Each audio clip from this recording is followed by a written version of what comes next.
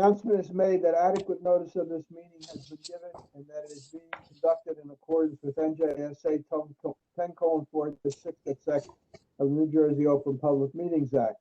This meeting can be accessed by using the following WebEx link: pth.webex.com/pth/onstage/g.pht?mtid equals E27329DA14599F93C320FC1D6494335C2. Can you say that again, please? Laura, call a roll. Okay. Is there anything else you have to Yes, add? I want to, this is an announcement for members of the public who have joined this meeting on their computer and selected to use the phone option for audio. If you dialed into the system using your phone, you will not be able to raise your hand to comment. To have the ability to raise your hand and comment, you must do the following: leave the meeting, rejoin the meeting. When selecting audio, choose the option to have the system call you and input the phone number you wish to be called on. This option will pair your computer with the phone and will allow you to raise your hand if you wish to comment during the public session. Mr. Berkowitz. I don't see him. He's not here. Mr. Jaskowitz. Here. Mr. Kaplan. Here. Mr. Kaplan. Here. Mr. Parikh. Here. Mr. Prasad. Here. Mr. Reddy. Present. Ms. Snyder. Here. Mr. Willens. Here. And one more time, Mr. Berkowitz, are you here? Chairman Irakan. We also have with us our board attorney, Mr. King, our board planner, Mr. Chadwick, and our board engineer, Mr. Holloway. Here.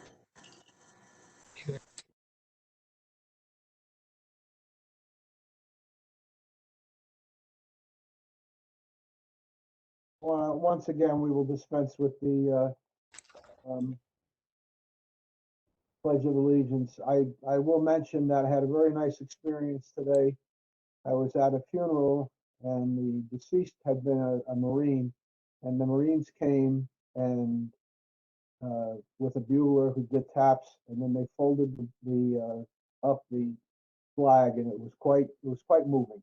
Quite moving. Two young gentlemen meticulously dressed in their dress clothes. I'll just share that with you. At this point in this evening's meeting, is there any member of the public that has anything business to be brought before this board that is not on this evening's agenda? Any hands, Nora? Not at this time.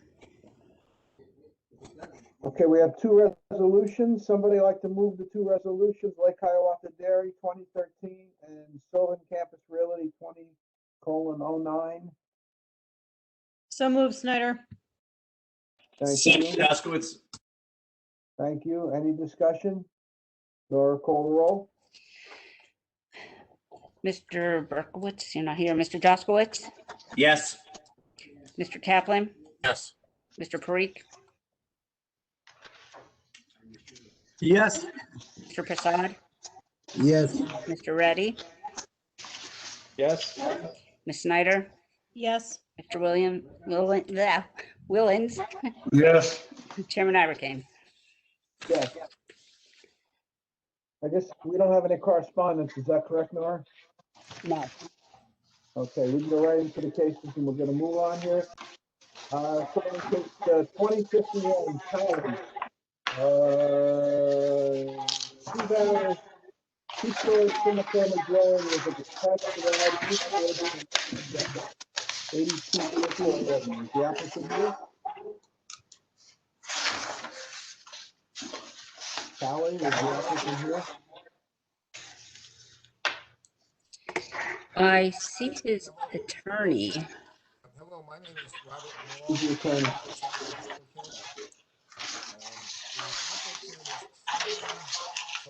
He's talking, but he's really low.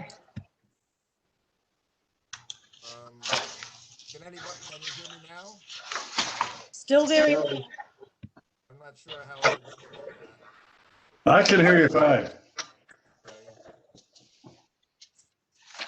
I'll try to speak louder. Good. Okay. My name is Robert Long, I'm an attorney with an office in Denville, and I represent Alec Callie. Alec is in the process of logging on. He had some difficulty. So I had spoken with Earl earlier today, and he had given me a number that my client could call to help him log on. So hopefully that will be happening pretty quick. Can everybody hear me now? Mr. Chairman, I would suggest we just move on to the next and come back.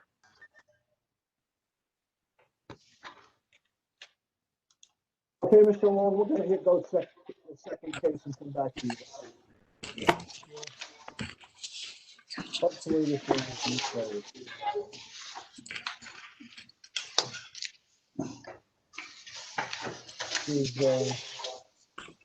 This is case 4052 Hutchinson.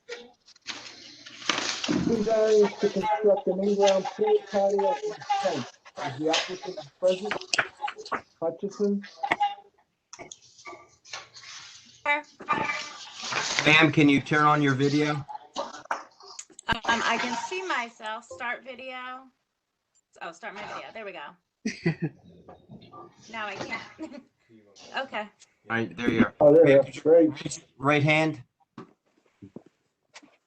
I'm sorry, my husband's holding a PTA meeting and I have to move. Do you swear or affirm that the testimony you're about to get before the board is true self you got? I do. And for the record, you're the owner of the subject property? Correct. All right, thank you, ma'am. You're sworn, Mr. Chairman. The witness is sworn. Hey, Ms. Hutchison, you want to tell us a little bit about your application? It looks like you have a number of variances that you're requesting. I don't know how significant they are. Maybe you can just walk us through the survey and tell us why you need certain variants, et cetera. Well, we need a variance. One, we were told because there's Lane Street, which turns into that other paper street that creates our backyard to be a dead end. So that makes us having two front yards. And then the other is for the impervious coverage.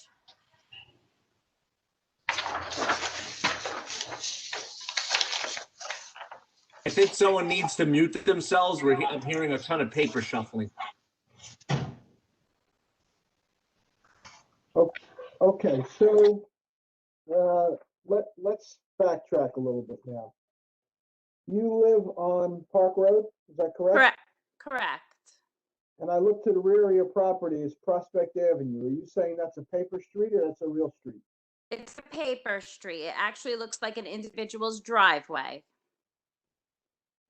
And it doesn't go anywhere? Correct. Nobody uses it as an access to their property or anything like that? Well, it's the individual's driveway. So you're saying that Prospect Avenue is in fact a live I don't want to say road, but no, it's not a live road. If you look at it, if you come and look at it, where the dead end, which they just recently repaved Lane Street, and they created a dead end and put those builder blocks around. They dipped it exactly where his access to his house is, which is Prospect Street, which is a driveway. So explain to me why you have to go all the way to the back end of your property. Regardless of whether that's a front yard or backyard, you could, I don't believe you could go right to the edge of your property anyway. I can move it forward a little bit. That is fine. But I would just like to access as much as my property. When we purchased our home, we redid the yard. And we utilize our yard a lot outside with the kids and sports and such. And I just wanted to be able to place a pool as well as to keep as much grass as we could. And I would like to have that privacy because there's also on in the back there is that nursing home, which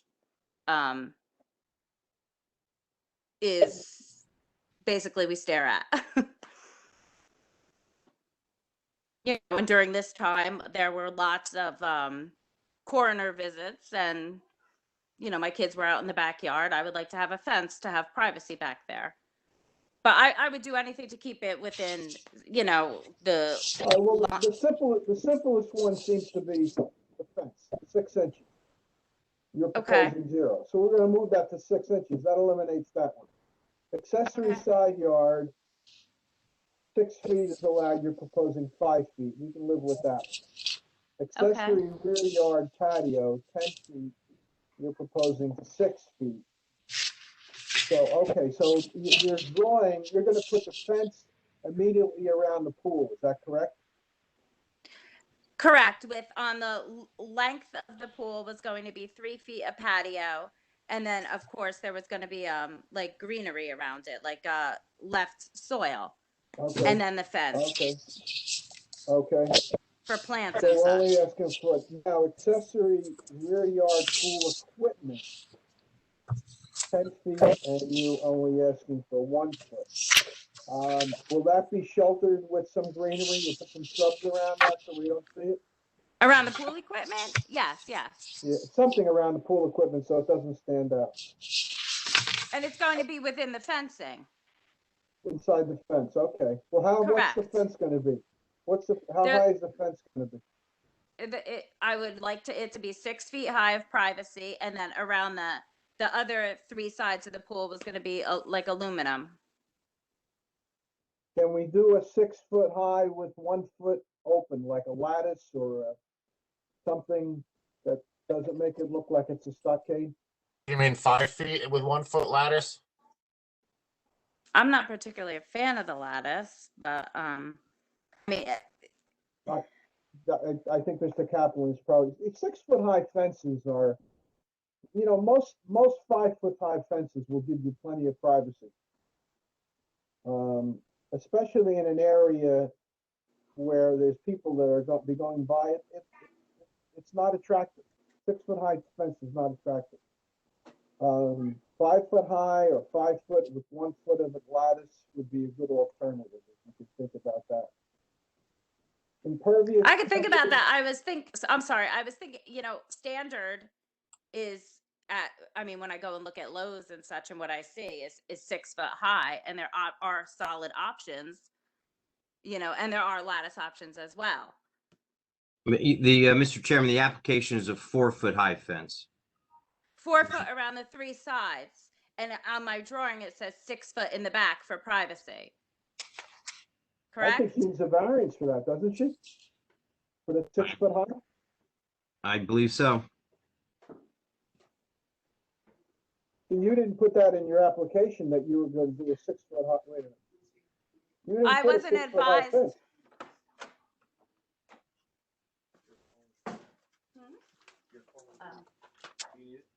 No, If I need my that is paperwork. considered a front yard, all you're allowed is a 4 foot high fence, 50% open. But we were asking She for a did put variance 6 for, feet in the application. Where, I'm sorry, I can't see that. It's not on that summary sheet, but it's behind it where she hand wrote in all the details. So the zoning officer did not pick up that. Yeah, but it's definitely written there, 6 foot That's along not the a front back. yard. Is that truly, can somebody, Mr. Chadwick, can you tell me if that's a front yard? Her problem is, you're right. The backyard of her property is, from a zoning standpoint, a front yard because that's a street. And she Okay. could have a 4 foot high open fence, which would conform to the pool.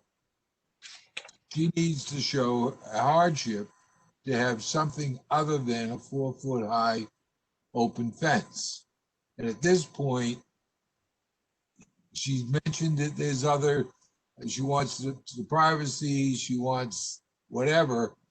But my suggestion is that you go to the 6 foot lattice, 6 inches off the back property line, and that will, along the back property line, the aluminum fence around the pool isn't a variance, so we don't have to, deal with that. It's required by code.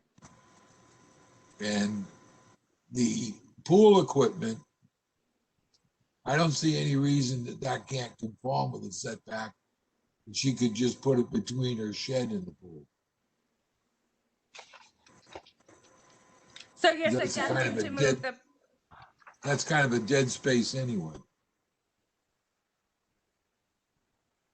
so you're suggesting to move it where The where it fence says along shed. the back of the property would be 6 foot high. The top 1 foot would be lattice. It would be 6 inches off your property line, so that would be Mhm. the equipment to put it on the other side of the pool between the shed and the pool. It'll give you much more access and you can screen it if you need to. The fence back there will probably serve as the screen. The other fence doesn't need a variance. The 4 foot high, I assume it looks like a wrought iron fence. Correct. Yeah. The last item on the list is the impervious coverage, and as we've discussed many times, the pool is a water collector. It's not your traditional impervious coverage, so that is kind of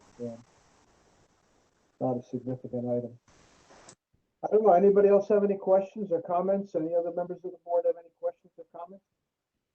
I just want to get a grasp of how far forward we're moving the pool from the back property line again. I didn't suggest we move the pool, Nancy. I suggested we pull the, I heard what you said. I heard what you said, John. I'm referring to the chairman. It was a little muffled, so I couldn't make it out. Are we keeping the pool where it is? I don't think the pool needs a variance. Isn't it? Okay. Pool doesn't need a variance. Okay, so the pool equipment. the property line is okay? The pool equipment needs variance, the fence needs variance. Okay. Okay, and you can have a patio that close to the back property line or front, depending on how you look at it? The patio needs a variance. She wants to put it 6 foot where 10 foot's allowed in the rear yard. Around the. Okay, for some reason, I thought the chair referenced that at the beginning of this application hearing. I just wanted to make sure I didn't miss anything because it was a little muffled on my end. The variance for the pool is for the impervious coverage, of course, causing the variance. The pool causes the impervious coverage. Any other questions? Yeah, I have a comment, Mr. Chairman. Ms. Hutchinson, you mentioned earlier on that you have no problem moving the pool in farther away from the property lines in the far corner, okay? And so if you did that a bit, I understand the issue about having nice grass around the yard for the kids and everything else going back to the pool and for your guests. But if you moved everything back in about 2 to 3 feet, all these issues go away. Would you consider doing that? I don't remember saying the pool. I remember saying the fence. I really would like to utilize maximize my space. Well, I understand that, but you're maximizing the space is what's causing some of the variance needs. So if you move it in a bit, we're not asking you to change anything other than the location of the pool. And now all that does is take away a little bit of your grass space going around your yard. There's something you have to understand also, Ms. Hutchinson. You have 19,000 square foot lot in an R3 zone, which only requires 15,000. So you're not looking at a land hardship. You have 4,000 more square feet than is required in the R3 zone. So what Mr. Willens is saying by you moving it a few feet is not we're not in a hardship on your case. You've created most of these variances by putting this here. You could have eliminated probably everything but the fence if you had moved it just a little bit. See, now That's what I thought, Mr. Go ahead. I I was told that I needed the variance because of the dead end when I went in, and that made my backyard a front yard, and then I was also told for impervious coverage. That was all I was told that I needed a variance for. So if you're, I can barely hear the girl. She's like, blah, blah, blah, blah. all I was explained was that I needed a variance for the impervious coverage and a variance because my backyard was considered a front yard. Can you hear me now? Who's talking? Is there someone else talking? No There's one's a few saying people who are anything. not on mute. Who? Looks like we're good now.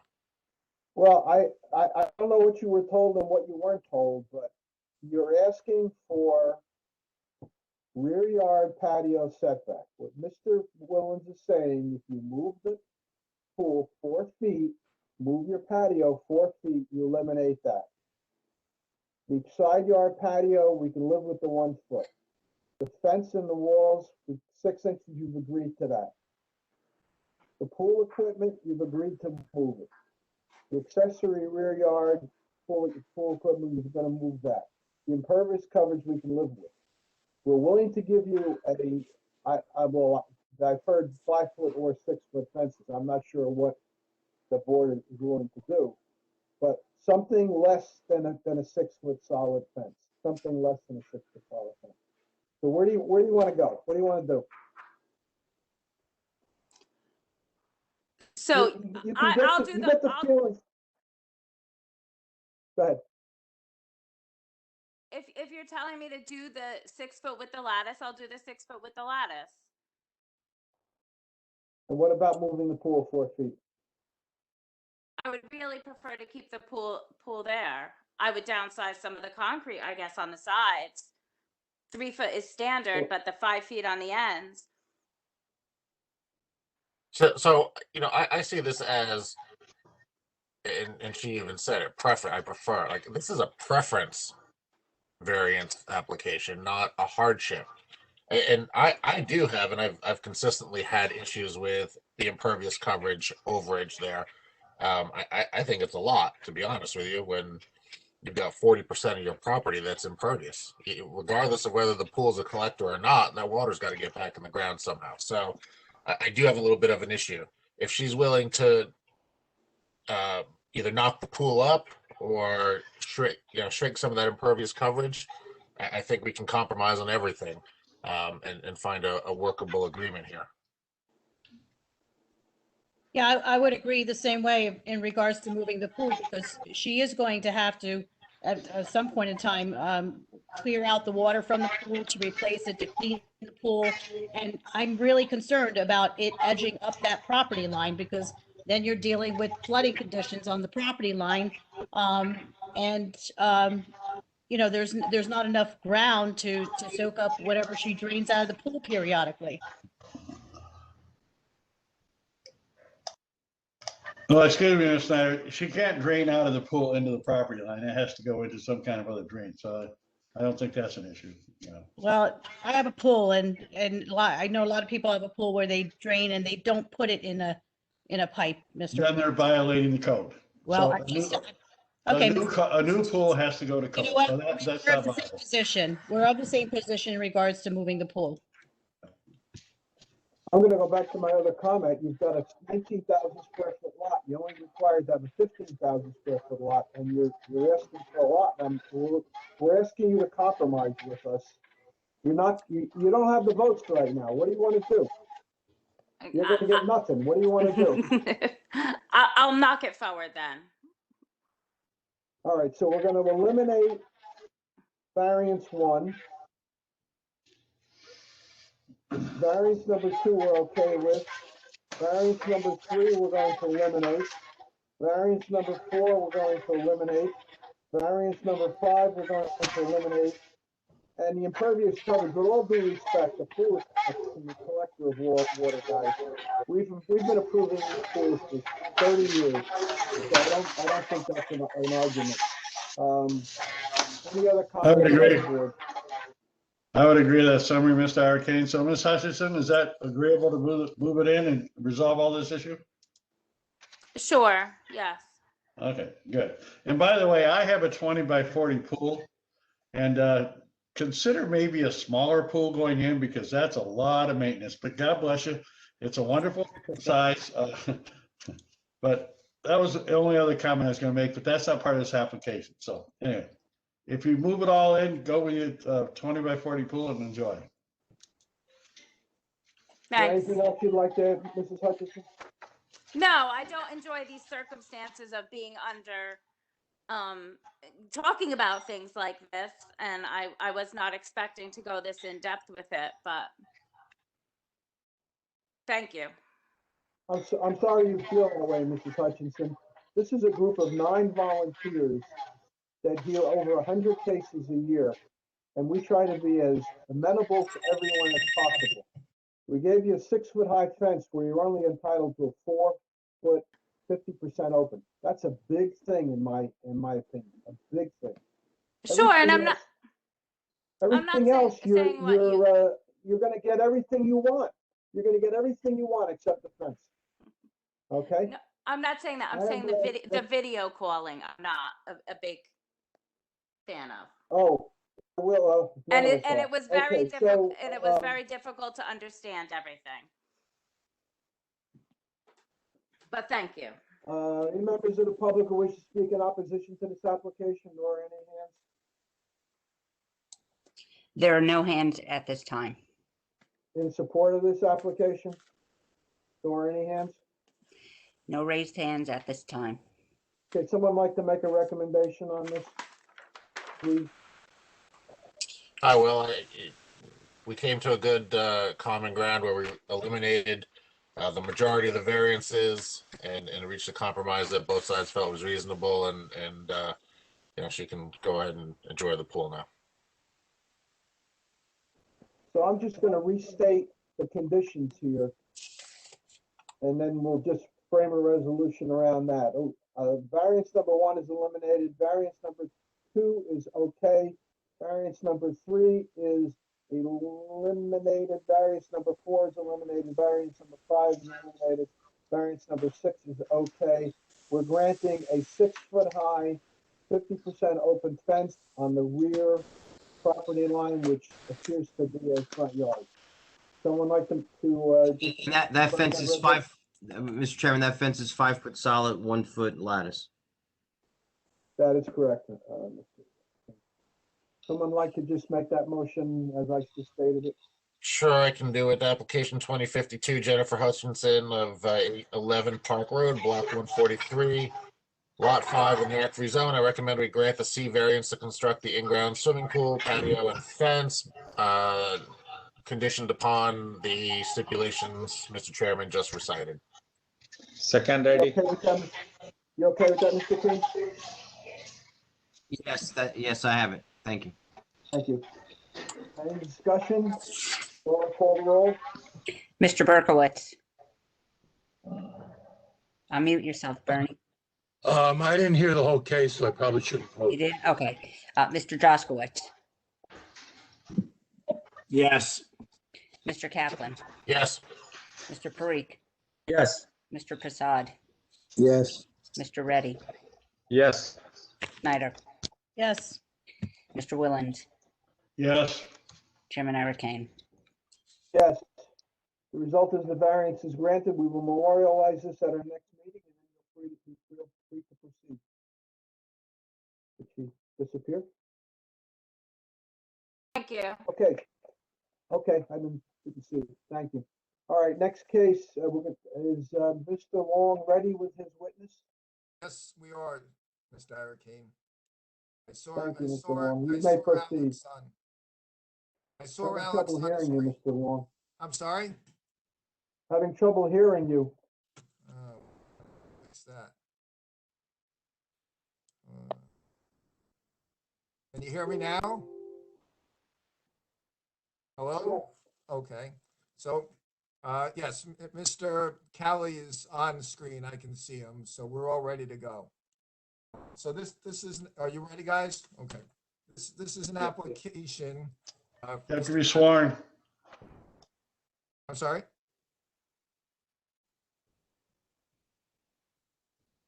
Go ahead, Mr. Wall. Okay, this is an application by Mr. Cali. He owns the property at 82 Iroquois. Prior to his obtaining ownership about a month ago, it belonged to his mother. And what he's planning to do is, asking the board, is to remove the existing house on the property, which is about 800 square feet, and replace it with a house, a two-story. Hey, Bob, can you talk a little louder? I'm really having trouble hearing you. Okay, from my end, I'm screaming, so there must be something wrong here on my end, but I'll do the best I can, okay? Can you hear me now, Bernie? Yeah, it's a little better. Okay. So in any event, he wants to remove the existing house on the property, which is about 800 square feet, and replace it with a two-story house that's about 2,420 square feet. And he's here to testify today about this. Okay, so if he could be sworn, I'll just ask him some questions. If he could raise his right hand. Sir, do you swear and or affirm the testimony you're about to give before the board's truth, so help you God? Yes, I do. And for the record, you're the owner of the subject property? Yes. Okay, thank you. Mr. Chairman, the witness is sworn. Okay, Mr. Cali, please tell the board what your occupation is and where you reside.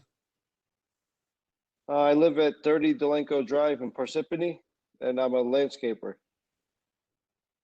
And the prior owner of the property, Frances, is your mother? Yes, it's my mother. And where does she reside now?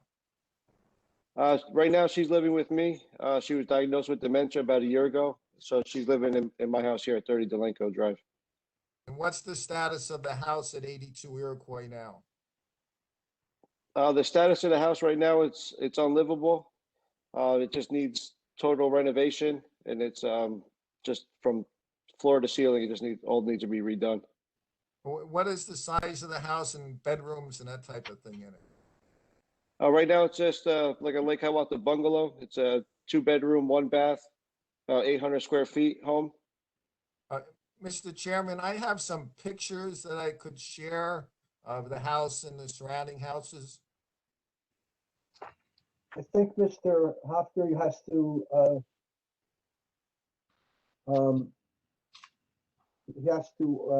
give you permission to share. Is that correct, Nora? That's correct. Yes, he has permission now. Okay, you have permission to share the pages if you can do that.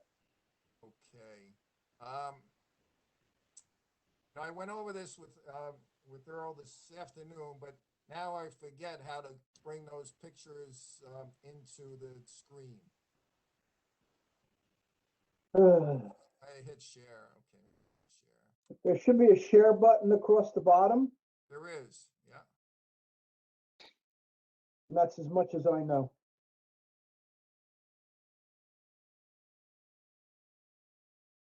Or maybe it is. Hold on a second. We have something on the screen. Okay, you do. I can't see it, unfortunately. Does it look like a house? No, you got to click on the pictures. You got to click on the picture. There's a folder with my name on there at the top. Yeah, right there.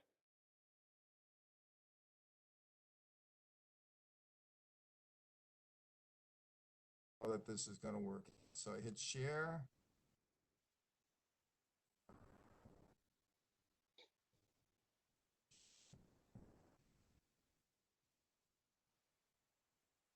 I have some pictures.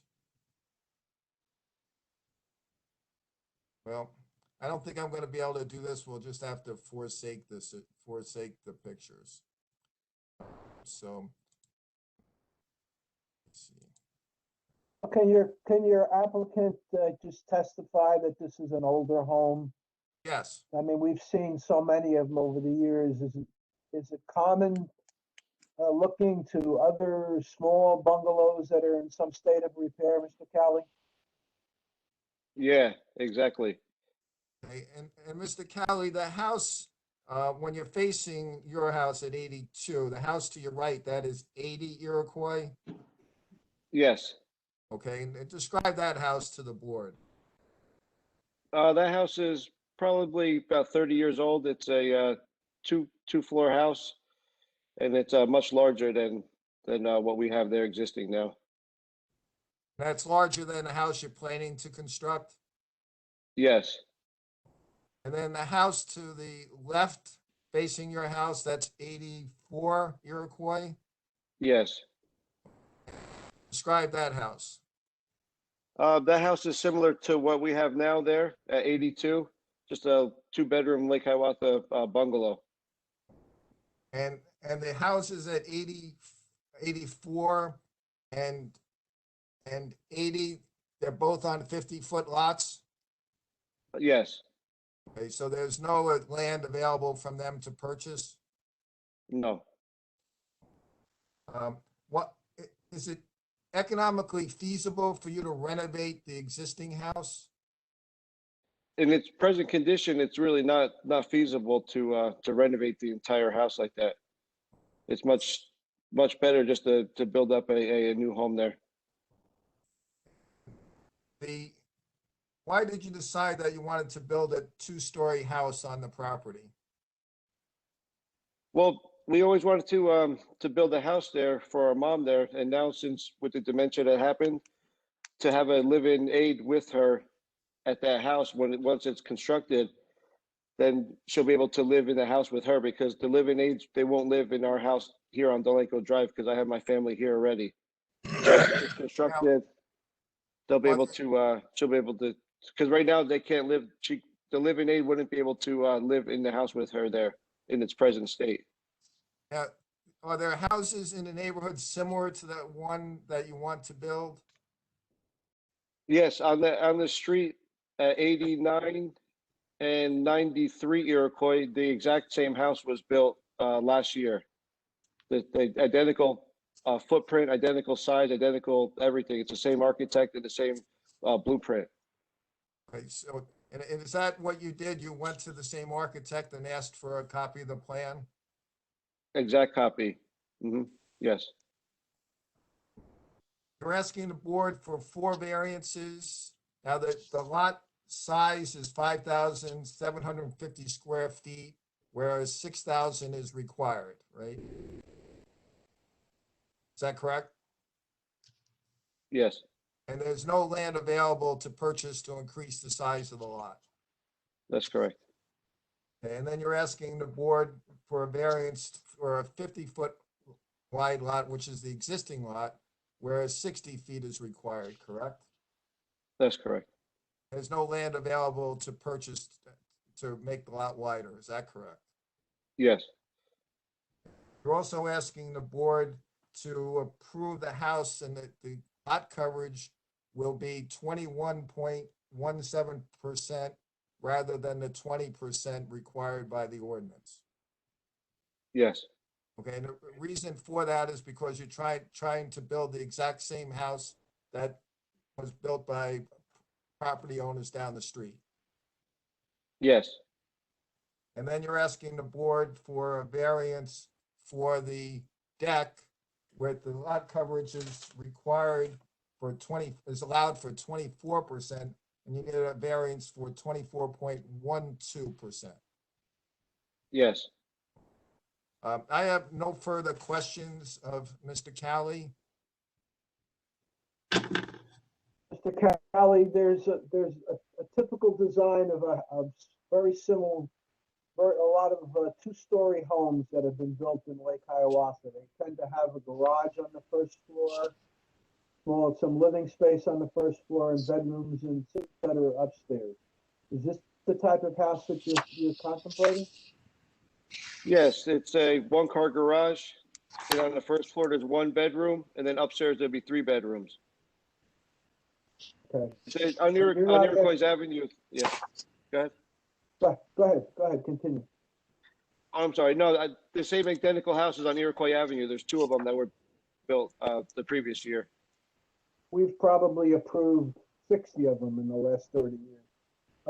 You're not asking for any side yard setbacks, rear yard setbacks. You're not asking for, your coverages are de minimis, 1/1200ths of a percent. 1.17%. Your pre-existing conditions, lot area, nothing you can do about that. Can't do anything about the lot width. What you're asking for is very de minimis. Would you agree? Yes. Any other questions by the board? Mr. Chair, I just want to clarify one thing. In the cover sheet from zoning, they have it as a new two-story, 1,210 square foot, single-family dwelling. The testimony is that it's 2,420. And I noticed That's footprint versus floor. But Okay. that's each floor. Yeah. Okay. Mhm. I have one question. The survey shows a retaining wall along your, I guess, the right side of the property when you're looking at it from the street. Is that a wall being built or is that there? Oh, that's an existing wall that's been there since I was born. Since my whole life that's been there. Okay, so you're not regrading this property at all. Just taking the No, old sir. house down and putting the new one up. Okay. Yes, exactly. Mhm. Anything else you'd like to add, Mr. Kelly? Mr. Long, you don't need to sum, do you? Oh, I don't, you summed it up pretty well. Any members of the public who wish to speak in opposition to this application, nor any hands No hands raised at this time. in support of this application? Any hands? No hands. Someone like to make a quick comment about this, about how much of a de minimis application it is?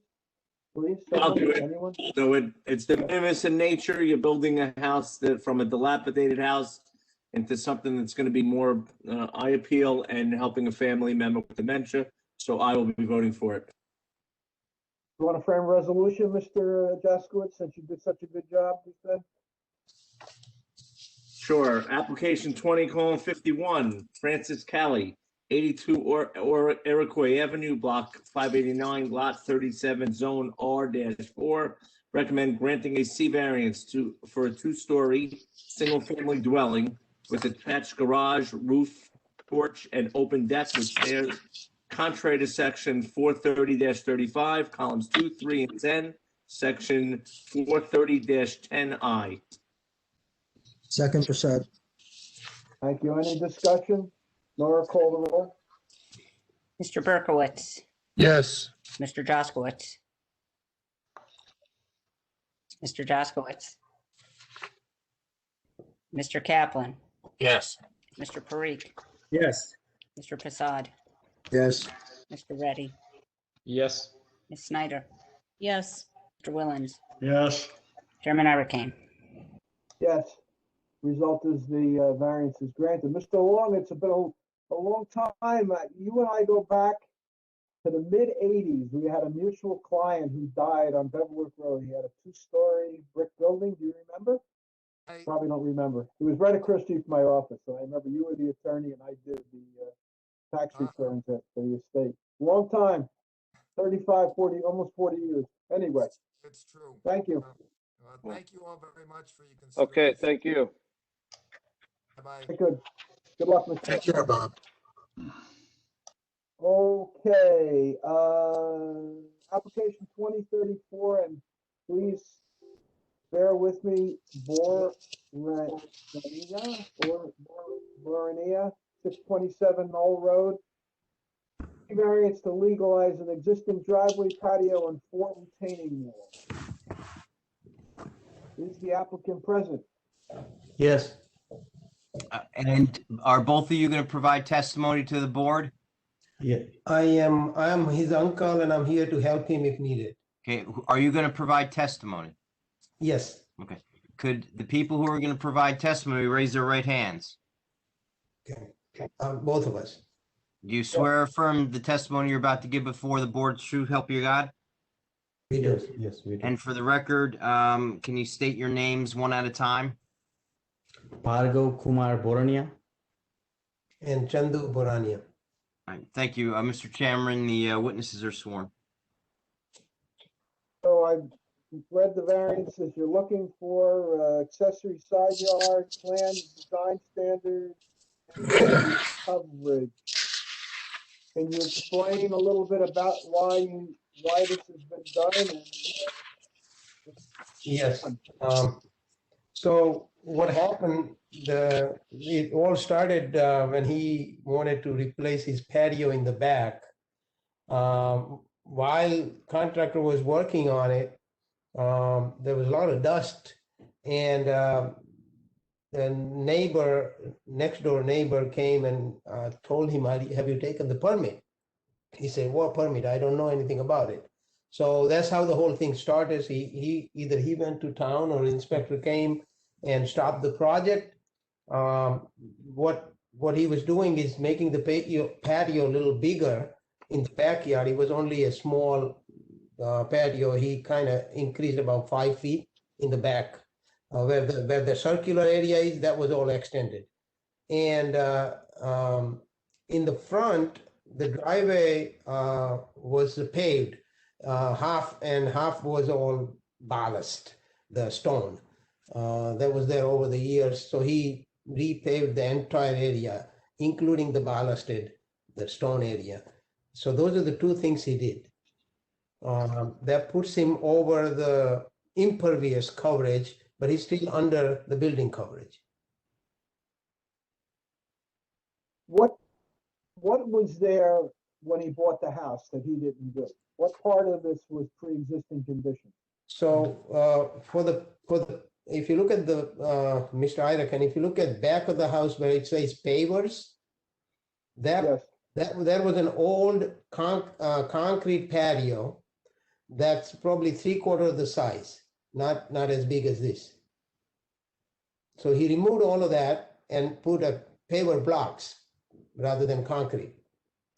And that circular area is the paver bench where people can sit.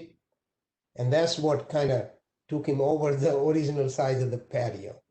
And so everything else was there. And then the retaining wall, the one that says brick wall in the back, that used to be a timber tie wall.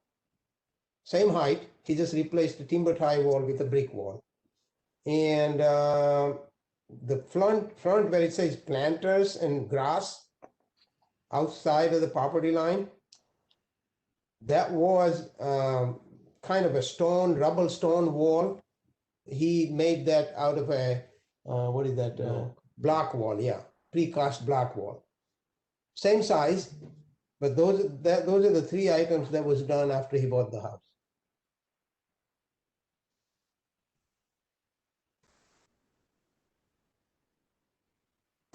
Was there ever a garage door in the front of the house? There is one, yeah. There is? Yes. The survey shows the planters running the whole front of the house. That's incorrect. The survey is wrong. There is a garage door. If you're looking at the house, it's on the right side where it says OH. That's really where the garage door is. How about the backyard patio that you described? It used to be concrete, but now we have a drawing showing a paver patio. Is that built or did you stop? How it's completely built or anything left? No, when it's did complete. you stop? It's when the township came. So you were done already? Yeah. So that's completely done. You didn't stop then? What did you stop?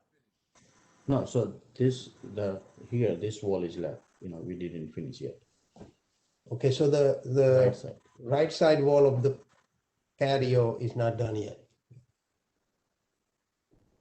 Do we know if the survey that's here, it's got an error on the front. Do we know whether the backyard is correct? He's asking, can you double check everything shown here in the back is correct? It's correct, yeah. Even this here? Yeah. Backyard is correct. Can I just ask a question here? You guys are looking at something I'm not sure we're looking at. So do we have a photo that you have a photo you're looking at this whole thing? I have the site plan, but you're looking at photos apparently. We don't have that. No, we're looking at a survey. Yeah, no, that's what I got. Okay, good. Thank you. All right.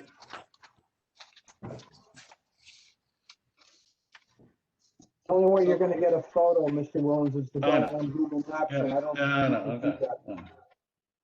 Okay. I'm not gonna comment, but So the entire paved driveway, which is out front, is correct. That was there when you bought the property, okay? The pavers that are there, you've already installed all that, but you didn't have a permit to do that. And that's what's causing impervious coverage issue. Is that correct? That is correct.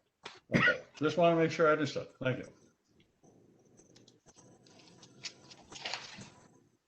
The pavers, are there spaces between them or they're full there? There's any room? How much? I mean, a little bit means 1/8 of an inch. Quarter. Is there a gap between the pavers? Good, so that would allow water to seep between them and go down. Yeah. Okay, thank you. Do you have neighbors on either side of your house? Yes. Yes. And have we had any issue with water going on to either neighbor's property or either neighbor here? No. Actually, this made it better because the water is coming down this way. It was going into the neighbor's property, so he installed a little pipe running along his left side of his house. So water come down straight to the street now. How about in the front? Are you on a hill? Yeah. It's a weird location. It's on the hill, but also a very sharp curve on Well Road. So you paved almost the entire front yard and you're on a hill. So do you happen to know which way the water runs when it hits your paved yard? Yeah, it runs down from backyard, comes around the upper left corner of the house, and it comes down. On the road? Sorry, go ahead. No, did you talk to the neighbors? Did they compromise or any complaints? No, they don't. Okay, good. Question I had on the pipe, is it perforated so it catches water and then drain it out? The pipe that you put in here, that it have holes in it. It has no solid pipe or solid pipe. So at some point it has to catch water to drain, right? So where does it catch? What point? Extra. Also, extra water, on a patio that's come through the. Okay, so it's attached to that area. Okay. John, is this something that the township engineer should have looked at? He did.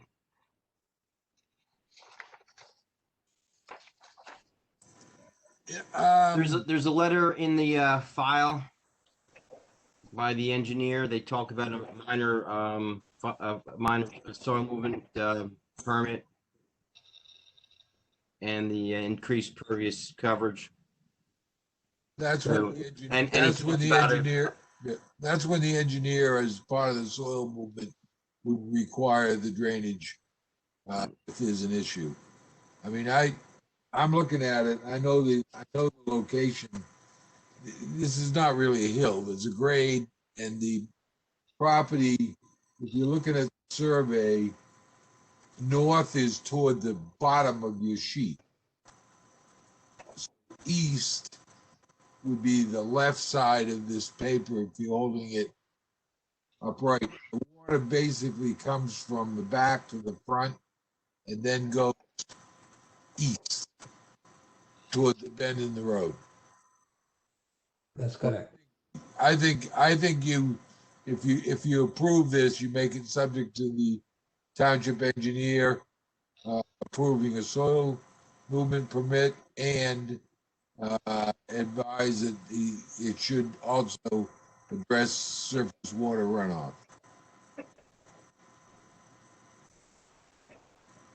Makes sense to me. Now, based on the testimony, it looks like there's a lot here, and I don't think there is a lot here. And as long as we can cover ourselves with the town engineer, making sure we don't have a runoff problem, this is not the worst situation we've seen by any means. The driveway width granted, but I don't know. I know it's kind of an oddball. That Knoll Road is just so many different types of styles. Some homes that have probably been there for 60, 70 years. Some newer homes, maybe 40 years old. Not a pristine area by any means. It's a lot of ways. It's a very old area. And when across the street you got a row of houses, and then you have the reservoir. Actually, in two directions you have the reservoir. So I don't know if you want, the board wants to take all that into consideration, or I'm just, Yeah, I agree. I agree, Chairman. It's better to have the applicant can't take advice from the town engineer. That's it. I agree. The town engineer is a no-brainer on this one. I'm looking at the back, the patio in the back. That's not a huge issue for me. The 3 foot versus 6 foot is not a huge issue for me. And the 15% impervious coverage over is, and the fact that just about the entire front yard is paved, I have a big problem with that. I got to be honest. But there's no street parking in that area. You could not park your car on the street. So if you've got 2 or 3 cars, you're in tough shape. There's no place to put the cars, really. Yeah. I agree with you. You can still fit 3 cars, no problem. Cut it in half. I'm not saying you gotta stick to the 40% at all. I'm trying to be reasonable, but to pave an entire front yard, that's excessive to me. Cut it in half. You can still fit 3, 4 cars. He has a garage. He testified to. Where are we going with this one? This was a parking lot. He made a parking lot in his house. Yeah. If I may explain a little bit to Dave's comment, this looks entire front yard is paved, but it's not. Left side of the yard is not paved, and driveway is kind of a circular driveway. The curb line is where everybody's cars are parked up to. So this driveway can only fit 1.5 car on one side and another 1.5 car on the other side. So it's really, you would have to put 1 car parallel and 2 cars. So it fits 3 cars right now at max, and there is nothing whatsoever from here all the way to Knoll Road light. He cannot put anything, any parking anywhere. It is that tight, and there is a curving road and downhill. People are going at fast speed. It's not to park on the street. I get that, but even with that circular driveway that existed before, you probably could have fit 4 cars. 4 cars, hardly. You will have back of the bumper sticking out in the street. I don't necessarily have a problem with the layout as long as the engineer comes out and says whatever plan you come up with will keep the water away from your neighbors. So I don't have a problem with it. It doesn't have to change for me, but even in his comments, he says it's going to create an issue. You need a plan, and we really didn't see a plan. Yeah, I think it's a good suggestion that engineers should come take a look at it. We don't see any water going into neighbors. No complaint whatsoever, but engineers should come take a look at it. Let me ask To you the a question. applicant, go ahead, John. Let me ask you a question. You said you paved the driveway. Is there gravel along the edge of this driveway? So the gravel was where it says planters and grass. Is there gravel along the inside of the driveway? About 4 feet wide. Okay. Everything And when else did was you put paved. that? When did you put that down? Is that just on dirt, or is that on top of? There was a black stone, what do you call IG? Type of To go to material. Mr. Kaplan's comments, if you removed all the gravel and made it lawn, landscape, whatever you did, would be basically triple the size of what it shows as a planter. Did that make you all? Correct me if I'm wrong. You testified that I don't know if it was QP or whatever the gravel was. You testified that's what was there before, and you've now paved over it. 4 feet wide though, not everything. I I meant, thought you No, said the problem everything. we have here is that we're not seeing the front yard, and I'm cheating a little bit because I could see the front yard. And I really think the applicant needs to come back with some pictures and present some pictures to us. And I think we can mitigate the situation if you look at the front yard of the property. There's a few things that can be done to dress it up, and it won't look like Sears parking lot. I think that's a I fair think we got to suggestion carry this case and have them come back. with photographs, current And photographs. like I said, there's room for there's a middle of the road here, and I don't think it's going to greatly reduce the amount of impervious coverage, but it's going to look a lot better, and it's going to be functional. It's a circular driveway, which you need at that point, because you can't back out onto that road. You're taking your life in your hands because he's at the curve. So if you're traveling on Knoll Road towards the golf course and you make that right turn, you're in his lap. And believe me, they don't go slow on that road. So I would like to ask the applicant to come back with some pictures, maybe make some adjustments to what you're going to do to reduce that 55% number and make Mr. Kaplan happy. Can Okay? we have him come back can we get the engineer's report too for that next hearing so that we have all the information at once in front of us? I assume we can. I don't control the engineer's office. You mean applicant contact the engineer, take the advice, and draw the plan accordingly?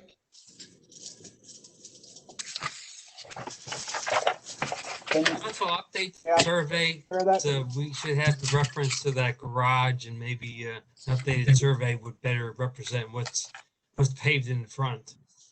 we spent they spent a lot of money on getting this survey. We had to go 3 times back and forth with the guy. Spent over $1,500 to get the survey done. And he didn't give you a correct survey. And they still didn't give me the correct survey. It would be helpful if it would show your driveway so we could understand. Mr. Holloway, if you could see a picture of the front of the house. Yeah. That's why I'm saying let him come back with some pictures. Okay. And come back with some ideas on how we can mitigate this front yard. All right, look, sharpen your pencil, see how you can cut it down, because I see a way it could be cut down.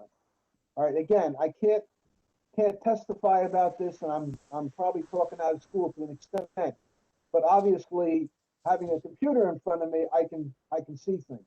And I'm saying to you, we're trying to help you, and we're also trying to make the board comfortable with the impervious coverage. Mr. Holloway, I don't think they necessarily need a new survey. They need to show us what it looks like. Because believe me, you're looking at this survey, you would never think this is the house that they're talking about if you were standing in front of the house. Okay? Yeah, that's true. Anybody else have any comments? Mr. Chairman, that's where I was too. So the point being is the survey that we're dealing with here, we can't make a decision on. So we have to have new information. The pictures sound like a good thing, and they don't have to redo the survey. Just give us what you want to do. Show us what You it need looks to get us the pictures ahead of time, because if we have to go through this exercise, getting the pictures shared is a bear. So get the pictures to us ahead of time. Get us some information on how you think we can mitigate that front yard. Okay? Okay. Any other comments? May I request something? I would prefer if engineer comes and looks at it, because you have to stand there 10 minutes to see how dangerous it is. So please send your engineering department before the next meeting. I agree with what Mr. Kaplan suggested. That way we'll have everything and we get approved. I encourage the board members to take a ride on Knoll Road. I mean, I've passed this house 5,000 times, so I know exactly where it is. take a look at it and take a look at the topography and everything. I think it's important that you to understand it. Survey's not going to tell you anything. Nora, when can we carry this case to? We can carry it to May 19th. I just also want to mention it is up to the applicant to get in touch with the engineer's office. Okay. You agree to carry this case to May 19th without further notice, and you will give us whatever extensions, written extensions that are required. Is that acceptable? The applicant? Yes.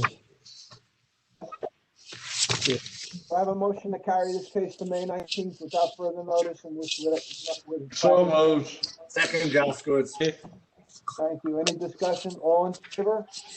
Aye. Aye. Aye. Okay. We'll see you on May 19th. All right. Thank you, everyone. Thank you.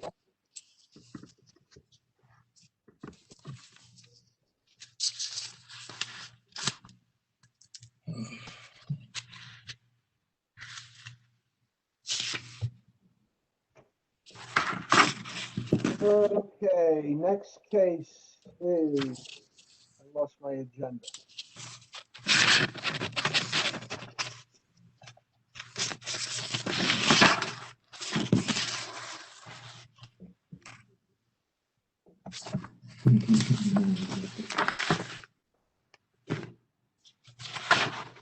New York Renaissance, you're gonna stay on the agenda. New York Renaissance, application 1963. This is the case that we approved at a previous meeting, and we understand that there was some confusion by members of the public, and we decided to open up the case. Is that correct, Mr. King? Yes, that's correct. Okay. And it's just open, it's open for the audience or the people, I don't know if there's an audience, but for people to ask questions of the experts, and then at the conclusion of that, then they can put on any testimony with regard to what they feel is or isn't right about the application.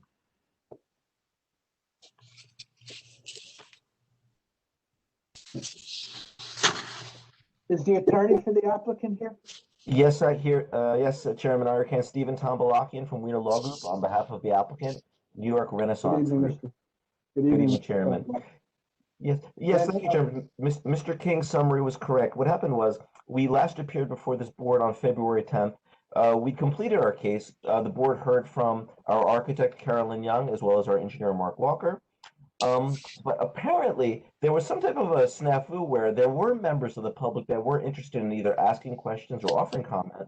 They apparently tried to use the raise hand feature, but for whatever reason, it wasn't working. So I spoke with Mr. King, and in all fairness to everybody, since there were members of the public that were interested in asking questions or offering comment, it made the most sense to just come back before the board. We renoticed it.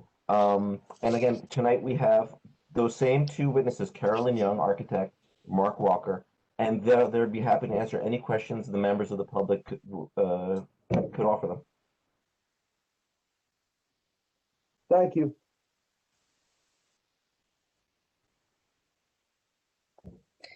I see we have a hand raised, Manish Ramani. Can you hear me? Okay, can you hear me? Sorry about that.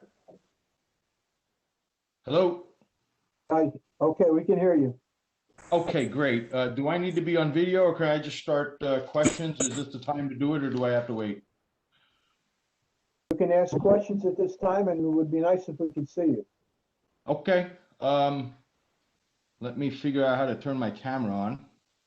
And if I could just add, this is Steve Tombalakian, that both witnesses were sworn in and they remain under oath this evening. Okay. I don't know how to turn my camera on. Okay, why don't you just proceed then? Okay, thank you. So I have some Excuse me, questions. but could you just state and spell your name and also provide an address? Sure. Manish, M-A-N-I-S-H, Ramani, R-A-M-A-N-I, 26 Delbrook Road, Morris Plains, New Jersey, 07950. Thank you. Okay. So, my questions are really focused around water runoff. And first and foremost, I have to ask, how come all of the drainage for this property isn't being funneled into the existing storm drains on Route 202? I believe Mark Walker would be most suited to answer that question. If Mark could turn his camera on and unmute himself. I'm here. Can everybody hear me? Barely. Yes. Yeah. Barely. Yeah. All right. So the storm drainage drains basically from 202 to the back of the property, flows overland to the rear of the property, and we have a designated wetland in the very back of the property. Okay. And the drainage patterns after development will remain the same. The water will flow from Route 202 towards the rear of the property. Okay, so if all of the water drainage remains the same, has there been questions asked to assure the existing infrastructure, municipal stormwater infrastructure, that is, it's planned to take off the additional runoff that the property is going to produce? We have an increase in impervious coverage. That increase in impervious coverage has been mitigated by adding in 4 1,000-gallon dry wells plus a substantial amount of stone around the dry wells.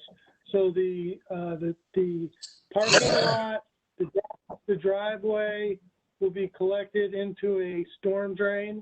It'll overflow into our infiltration system that's comprised of these 4 seepage pits, and the roof area will also drain into the seepage area.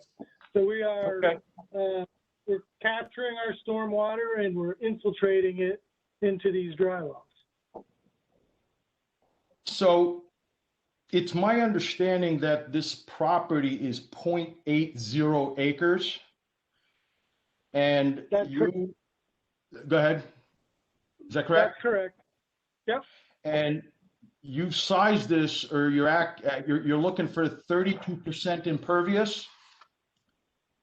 Correct. So we're talking roughly 35,000 square feet. I'm sorry, let me correct that. Between 12,000 square feet of impervious coverage. Is that correct? Yeah, so there's existing on the site today, there's about 2,500 square feet of impervious coverage. There's an existing house, an existing driveway. We're proposing 11,317 square feet. And then once you subtract the existing coverage, it's around 8,000 square feet, 9,000 square feet. So I'm gonna kind of walk you through some of my calculations, a little bit different, because if you do factor in, and I came out to about 11,000. Sir, that would be a testimony. This is just questions. Okay. So you can ask him. Fair enough. Okay, let me rephrase. So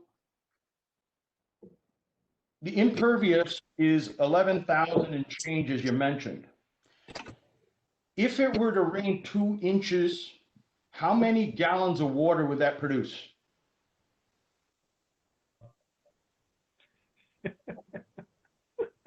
I have the answer, but that would be testimony. Right. Well, do we have time for this? I mean, do you have a concern with our stormwater design? If you do, I do. I do. I can review it with the board engineer. We can make sure my calculations are all correct. We don't have to play this little game. Well, it's not a game, because your storm drains or your tanks that you're accommodating don't accommodate for all of the. Sir, that's testimony. You can ask him questions. Okay. So again, I was able to figure out the calculations of how many gallons it is, and I would like to go through this exercise now, because listening to the board. Can I interrupt you for a second, please? Yes. What are your credentials? Are you an expert in any particular field? You seem to be talking like you are one. I'm a degreed engineer, What type of engineer, sir? mechanical engineer. You're not a civil engineer. Studied Are it. you a civil engineer? No, yes or no? I didn't hear the answer to that. No, I'm not a civil engineer by degree. Mr. Walker, what is your degree? What is your background? I'm a licensed professional engineer, civil engineer, graduated from Northeastern University Civil Engineering, and I have a master's degree in environmental engineering from NJIT. So to the member of the public, I'm sorry, I didn't write your name down. If you would like to bring a professional civil engineer to make a presentation, you are more than welcome to do that. But I am not sure, and Mr. King, will you correct me, that your calculations, I don't think we can recognize you as an expert witness, can we, Mr. King, or am I wrong? No, you could not recognize him as an expert witness in the field that he's trying to testify to because he doesn't have those credentials. And the weight you would give it would just be non-expert testimony. So that's why I'm asking a question. You can ask all the questions you want, but I'm going to caution you on giving testimony. If you're not an expert witness and you do not have the credentials of being an expert witness in front of a zoning board or a planning board or a court or anything like that, I think we'll just have to disregard your evidence. Well, if I'm asking a question, which I'm allowed to right now, I would ask the question. The question is, how many gallons of water does 2 inches of rain produce on 11,300 square feet? That's the question. So I don't have to be any kind of degreed engineer or anything. It's a legitimate. No, you do not. Right. I did not say you had to be a degreed engineer to ask a question. You can ask all the questions you want of the witnesses. Go right ahead. I'm sorry, Mr. Chairman, I can't hear what you're saying. Can anybody hear me? Vaguely. I can hear you fine, and the question is, how many gallons of water are produced on that square footage of 2 inches of rain? That's the question. Correct. Mr. Walker? Okay. Okay. Let's see. It's 8 gallons per cubic foot. Just gotta check one number here.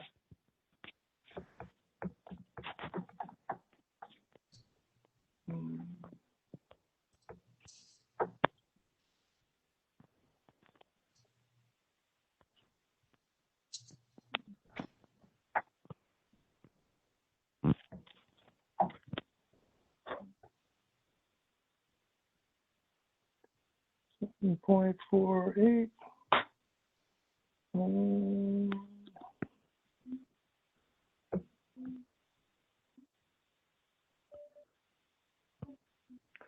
13,544. How many gallons are accommodated by the receptacles you're putting in the ground?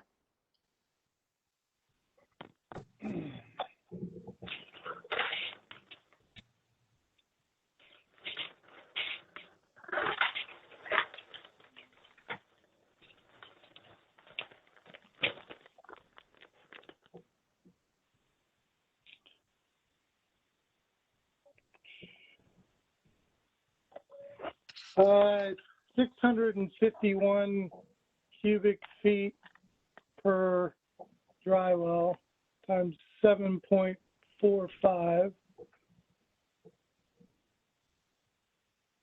times 651 times 4, 19,399. I thought you said you were putting in 4 1,000-gallon tanks.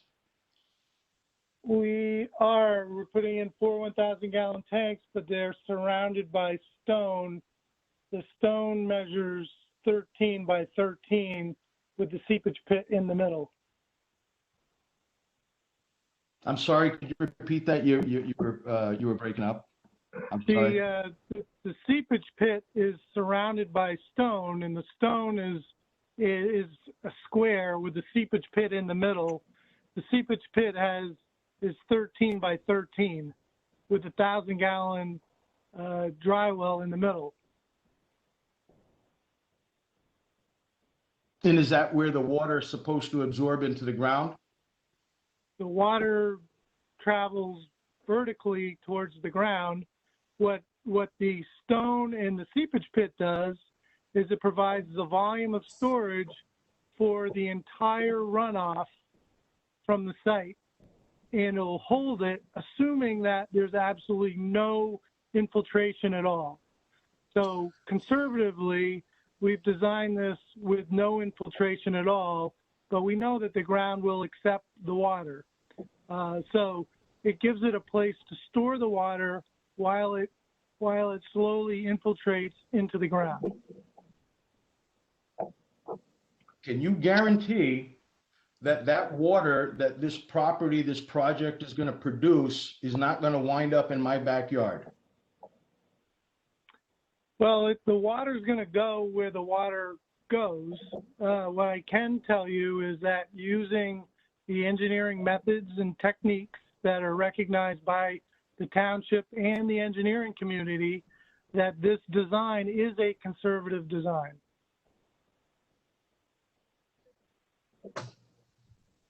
Okay. Again, if you get water today, you're most likely going to continue to get water tomorrow. But the design calculations indicate that there's going to be no increase in the runoff from this property. So if he gets water today, he's going to get water tomorrow. But with this project, he will not get more water tomorrow. That is correct. Okay. Could he get less water tomorrow? Pardon me? Possibly. Possibly, but that's nothing that we calculated, because the project technically under the stormwater requirements is classified as a minor project. So it disturbs less than 1 acre, and we're increasing the coverage by less than a 1/4 acre of impervious coverage. So by meeting those 2 criteria, we're classified as a minor project. And what that states under the New Jersey state stormwater regulations is that we have to comply with whatever local authority requires us to comply with. And under those requirements, we review the township ordinance, and we need to provide stormwater management that's in accordance with the township requirements. And that's what we've done. So just to ask one more question. So in doing your calculation, it's not just the water that fits into the middle of the seepage pit, it's the apparatus includes the stone around it, right? Is that acting kind of like a French drain into the ground? And that's where the calculation is based on the perimeter of the stone for each of the seepage pits? That is correct. So the stone creates a barrier between the pit and the actual soil, and it also creates additional storage area for stormwater. And it creates a larger base, a larger area where the water can infiltrate into the ground. Gotcha. Thank you. So I'm just going to ask a question to the board members that spoke previously regarding concerns of water runoff and seepage, et cetera, on the previous cases. Again, I'm a taxpayer. I live in. This is question and the question is several board members have spoken on this subject, and I would like to hear their opinion if what was just said makes sense.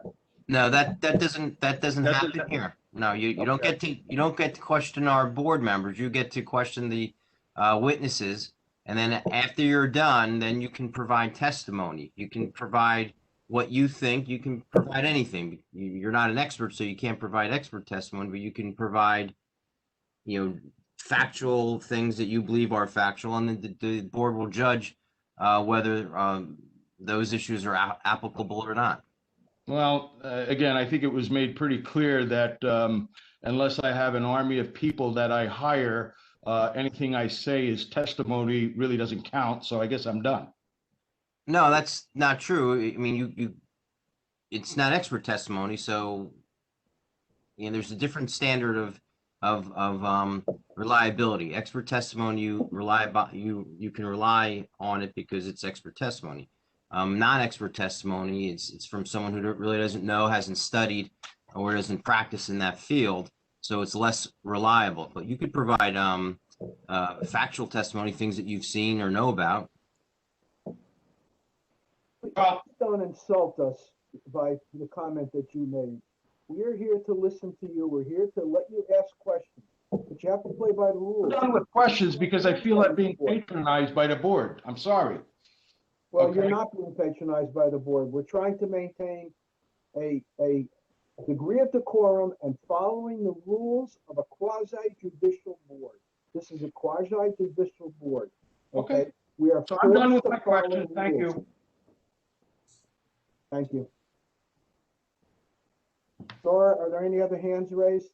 Yes, we have a Louis Gugliotta. Louis, can you hear us? I can. Okay. Sir, could you spell and state your name and also provide your address? Sure.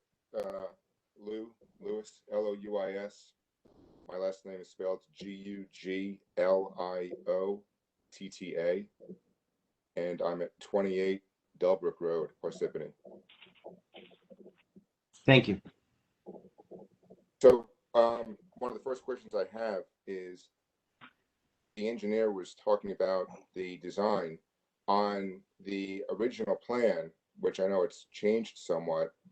There was a overflow discharge in the back of the property. Does that still exist? Yes, it does. It's Mark Walker again. So the overflow is to, in case there's an issue or we get more than the designed 3 inches of runoff, the overflow is connected to the top part of the seepage pit. So if the seepage pits, all the stone fill up, it gives it the ability to discharge out of the seepage pits. So the overflow is still there. Right. So the overflow is coming out the back of the property, down the hill into the existing area where there's a stream that runs past or behind our property. It drains, it'll drain overland to the wetlands.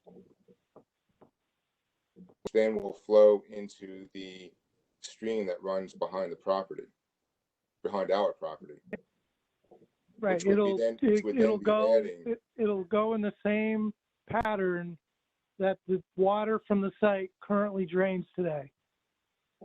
So the overflow from the proposed site is going to add to the water that runs behind our property. If you say that's where it goes, then that's your opinion. I don't know where it goes. I just know that the water from the overflow would flow in the same manner that the water running over the property would go. It would go to the wetland. Well, that's the rear of the property. First of all, it's more than my opinion, and I've got to also say that I'm asking serious questions. My neighbor is asking serious questions, and you are accusing him of playing games, but we're not playing games. We're here because we're very serious about what we're talking about. I'm smirking right now, but we're not playing games. Chairman, Mr. King, I object to this. I mean, the neighbor is arguing with my witness. What Mr. Walker's reference to the game was that the prior neighbor was asking Mr. Walker to do calculations on the fly. that, and which he did. It took a few minutes, but he did the calculations. So if Mr. Delgado has questions for Mr. Walker, please ask your questions. Please don't argue with my witness. So I'm assuming we're not, during this time, we're not going to get the, this is not the time to discuss the video, is that correct? That's correct. You can play a video, you can introduce it as evidence in your case after the questions. Okay. Thank you. Nor is anybody else's hand raised? Yes, we have a Michael Cardell. Michael, can you hear us? Yes, I can hear you. Can you hear me? Yes. Sir, can you state and spell your name and also provide your address? Sure. It's Michael Cardell, Michael Cardell,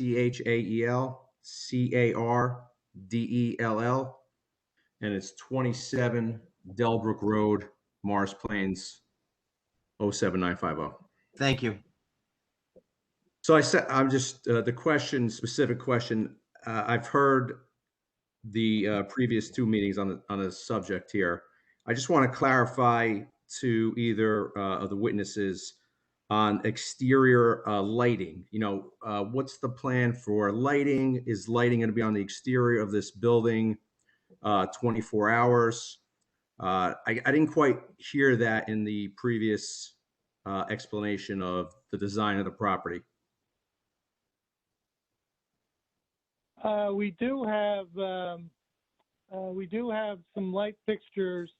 There's one light fixture at the back of the building, one light fixture on the side of the building where the driveway is located, one light fixture on the front of the building, and then there's one proposed freestanding light fixture for the front parking lot that's adjacent to Littleton Road. Now, the light fixtures are all proposed to be downwardly lit light fixtures, so there's no angle. The light is not shining outward, it's shining directly downward.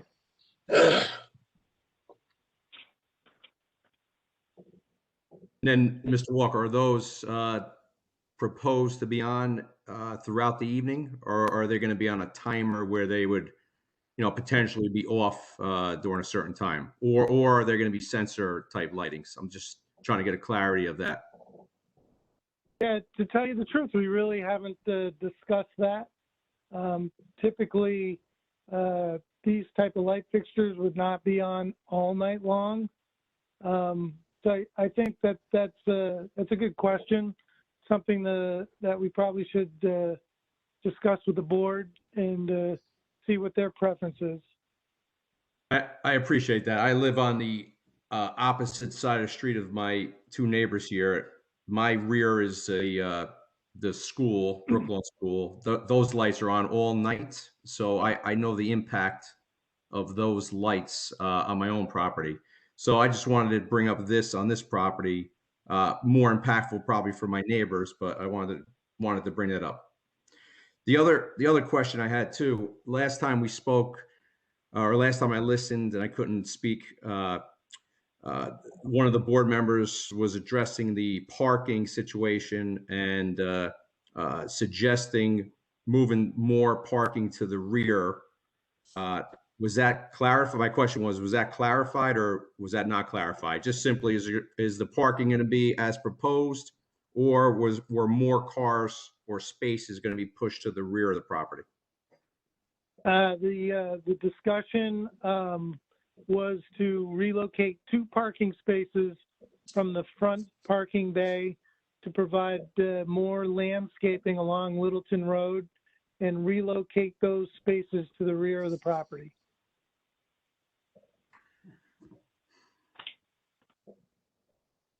Okay, thank you, sir.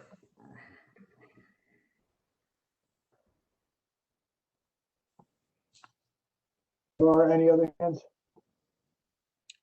There are no other hands raised. Mr. Tombolaki, would you like to say anything at this point, or are you? No, I think the board is well versed on the drainage issues and these issues.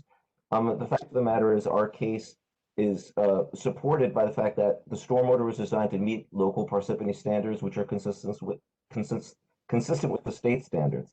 If anything, the installation of the seepage pits with the large stone storage areas is going to improve the situation. So, but yes, water flows downhill and water goes from Littleton Road down towards the wetlands behind the property, and that's not going to change. So I understand the neighbors may have a video they want to show about a stream or wetlands or whatever.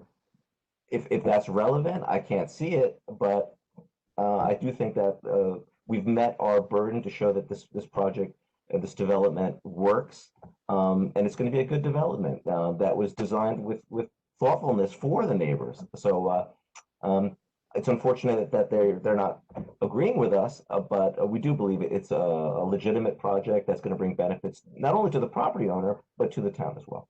Okay, with regard to the lighting issue, do you want to make any? We will. I mean, the sensor lighting.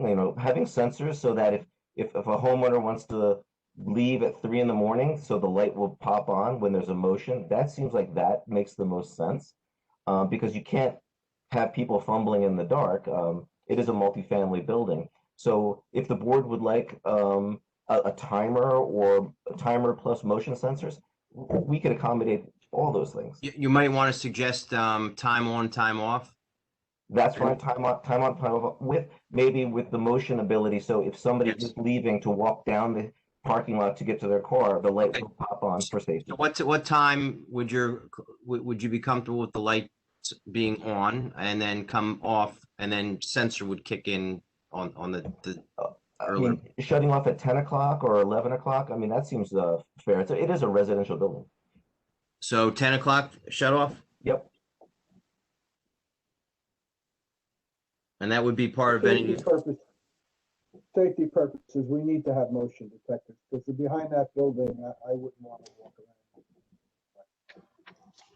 Now, with all due respect, I think the motion detectors would be the way to go. So rather than set time, anytime there's motion back there, after dusk to dark, the lights come on. And they're set for a certain period of time. And after the motion's done, they go off. They don't need to be on at 8 or 9 or 10 o'clock at night if nobody's out there. The residential building, though, people can come home at 9 o'clock. Maybe it's pretty. I think 10 o'clock is a fair time for the lights to go out. No, I'm just saying, Bob, I don't, okay, whatever. To have them set to go on and off at certain times versus just having it all on motion detectors I would be more comfortable. Whatever the board wants. That's Yeah, fine. I mean, I agree with Mr. Willens. I think it's fitting to the residential vibe of the area. Fine, that's very good. Motion detectors. All right, at this point, are there any members of the public who wish to speak in opposition to this application? Laura, are there any hands raised? Yes, we have Louis Gugliotti. Can you hear me? Yes, I can. All right, sir, could you raise your right hand? Do you swear or affirm testimony you're about to give before the board the true self you got? I do. All right, thank you, Mr. Chairman. The witness is sworn. We don't see him, do we? No. Previously was sworn in at a previous hearing also. So off with a few questions, since you were talking about the lighting to begin with. I know you were talking about the motion sensors and having the lighting pointed down. Are you talking also about low density lighting? Actually, this is so the question period is over. Now you get to give your reasons why this application should be granted or not granted, why you support it or don't support it. And you could give reasons. You could bring in, pictures. You could do other things and prevent evidence if it is relevant. But the question time is over now. Well, you are literally putting 5 units into, you're looking at it from Littleton Road. You're not looking at it from behind the property. You're not looking at it from above the property. You're literally putting 5 units in an R3 zone, in a single family zone that is surrounded on 3 sides by single family homes. And I understand, like I said before, the prior meeting, I can see that, you want to put something there other than a single family home. But I really think that I don't understand why you get just basically approving whatever it is the developer wants to put there.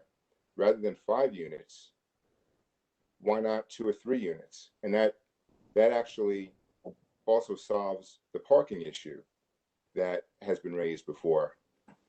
Also, from where my home is, not only can I see, the large 5-unit structure, you're talking about putting parking in the back of that building, which is, in addition to the lighting that you're talking about, you're going to be seeing cars parked in the back. When they're coming in the evening, you're going to be seeing the lights from the headlights from the cars coming in. You're dropping a commercial structure into a single family development. So you're saying that the time for questions are over. What I'm proposing is that you reconsider this. Rather than 5 units, we should be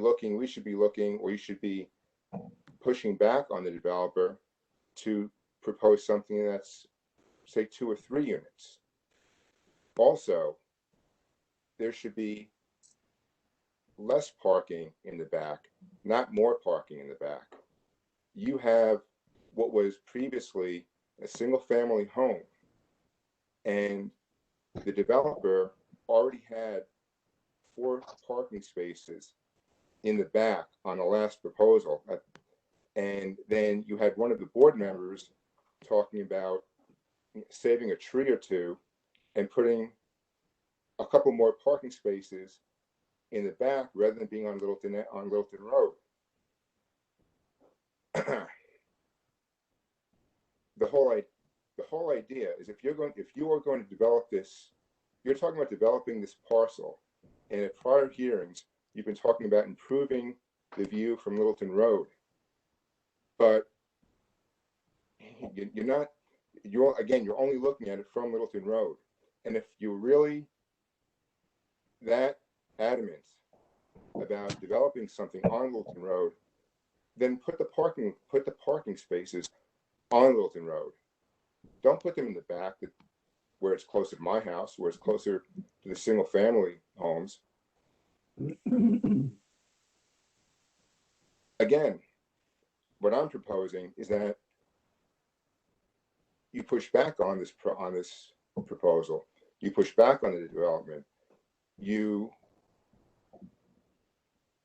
suggest looking at only 2 units or 3 units. You have lesser parking. You put the parking in the front, not in the back. On top of that, what I would like also with this project is not, I don't think this project is allowing for is fencing. I heard on a prior hearing earlier tonight, you're opposed to stockade fencing, but I think stockade fencing is what's called for. First of all, it's going to at least somewhat block our view of the cars, of the lighting. It's also, quite frankly, also a safety issue, because whether you want to agree with it or not, you're putting 5 units there. I would like to be, and I think it really should be, looked at closer, like I said, 2 or 3 units, but you're putting multiple units there. You're putting renters there, okay? And, renters are by nature transient. Renters are not, in all likelihood, not going to be staying there, for that long. This house where I am right now, we've already been robbed Could you twice. stick to the application and not the quality of the people that are going to live there when you have no idea who's going to live there and how long they're going to live? My point. Let's stick to the variances. Okay. Well, my point. Whatever else you'd like to speak about the project. Let's not get off track with transient renters, because that may be very untrue. That's your testimony. You have time. My point is that I think that this project, in addition to being too high in terms of density, is not even taking into account, is not allowing for fencing. There should be fencing. This is something else that you should be pushing back on, that you should be looking to the developer to account for, to put into their plan. In addition to fencing, trees. I know there are some trees, but there should be more trees. First of all, again, to shield the view, if you will, block the view. It also would help in terms of drainage. So there really should be fencing, trees, and the lighting, like I said before, is another issue. And I don't know, once this thing eventually does get approved, regardless of how many units you're talking about,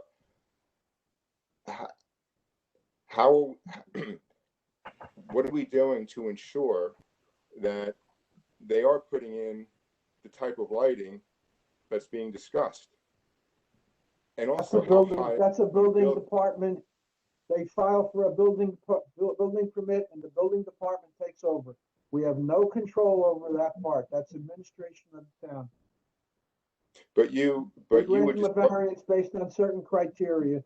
They're supposed to follow that when they apply for their building permit, and the building department is supposed to follow what we've granted. Okay. Okay. So in terms of lighting, what is it that you're looking at granting them then? They didn't come in for any lighting variances. So the lighting, the type of lighting is an open question. I mean, despite the fact that it's being discussed right now, at the end of the day, I don't think it's an open question. I think the engineers testified as to what's in the plans. Excuse me? I'm sorry, I couldn't hear you. So Walter, didn't you testify that in the plans there is a lighting plan in the application? There is lighting plan. What happened to Mr. Walker? Mark, if you could unmute yourself. Come back to us, Mark. Yes, I'm back. So we have, as I mentioned, we have 4 lights. 3 lights are on the building, and there's 1 freestanding light. All the lighting complies with TAPCO criteria, and it provides safety lighting that meets the TAPCO criteria. So with all due respect, may I comment that the fact is the rest is an industrial site or business site, lighting things would be on longer hours. I think you've already agreed, Mr. Walker, that it would be acceptable to go ahead and have the lighting on timers. So it needs to be lighted, but it doesn't have to be on all hours of the day. Is that correct? That is correct. Okay, thank you. So the lighting issue is one issue. The other variances for the residents, clearly this property, the applicant demonstrated to the board, okay, an improvement in the property. We understand all the water runoff issues. The testimony of the professional is that no resident would have more water running onto their property than they have currently, based on this design. On those things, therefore, there was no harm to the residents based on the professional survey. If any of the witnesses now say they think if they have proof that that's not true, then we'd have to reconsider. Well, And the other, last but not least, I think the applicant would also probably be at this point willing to reconsider, and I think it is a good point, about some fencing and or trees along the backline property. If we resolved all those, can we move ahead? but it does, but how are you resolving it at this hearing? Because there's nothing on their plan that addresses fencing. The plan doesn't adequately address the trees that I'm talking about, that we're talking about. As far as the drainage goes, I understand that the applicant's engineer, has a degree, but he's being paid by the applicant. I mean, All right, let's stop right there, okay? Let's stop right there. This man is a professional. He's sworn to tell the truth. He was sworn under oath, okay? So he's not making up stories. He's swearing under oath. He's a professional. He has a license, and he's not going to risk his license by lying to us. So stop with that stuff, okay? Let's stay on point. I've asked you before. Okay, so Okay? Don't waste our time. I'm sorry. I'm not wasting your time. So again, my point is that I don't see why the board is not pushing back on the developer to propose something of a lower density. Why the developer is proposing 5 units and there's no question about why they're not proposing less or actually telling I them. mean, we heard substantial testimony. It was originally a combination of a commercial and residential property. Obviously, the board was not happy with that. The applicant came back with significant more testimony and offered this residential only, which seemed to fit in. The board approved it without question, okay? So that's kind of the board's thinking here. All right, but they've already, unfortunately, we've already voted on this, and now you're coming back with testimony. But I haven't heard anything that you've said. Secondly, the idea of a fence behind this building, which I understand most of the land behind this building is going to be pretty much in a natural state. Is that correct, Mr. Walker? The property behind the building, behind the parking, is going to be left in a natural state, right? That's correct. And I'm actually looking at the, other than our neighbor that's directly adjacent to us, I'm also looking at where the closest residential neighbor is, and they appear to be about 300 feet away. The structure appears to be about 300 feet away from the proposed development, and it's all wooded between their structure and where we're developing. How did I get a 200-foot notice then if I'm 300 feet away? Your property line is within 200 feet. Your house is greater than 200 feet. And 300 feet is not that far. And like I'm telling you, I mean. Can we move on with this? Your testimony so far has brought nothing to the table. If you have something substantial to testify to, be my guest. I'll listen to you all night. But you've spent a good 20 minutes and we've not heard one thing of any substance.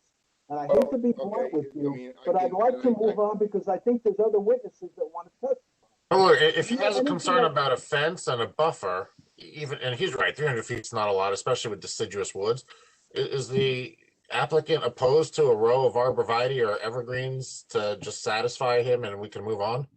It's not a big ask.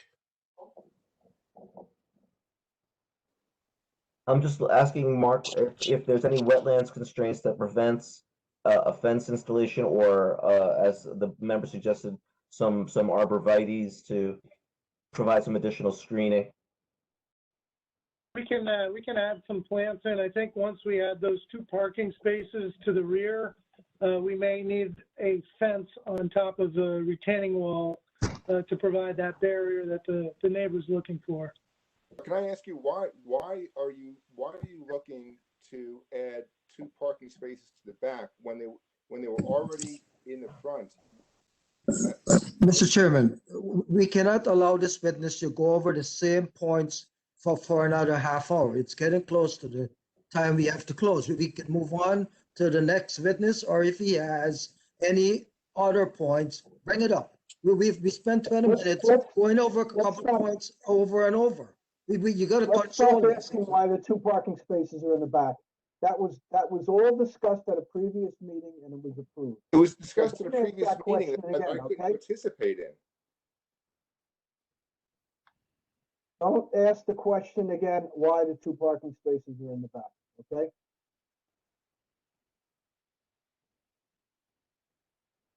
Oh, this is Steve Sambalaki, the applicant's attorney. If everyone will recall at the prior meeting, Mr. Chadwick suggested that some landscaping improvements along Littleton Road would be beneficial to the site, but that would cause 2 spaces to be displaced. So the suggestion was to relocate those 2 spaces from the front to the back in order to provide a more attractive landscape design along Littleton. And the applicant was fine with that.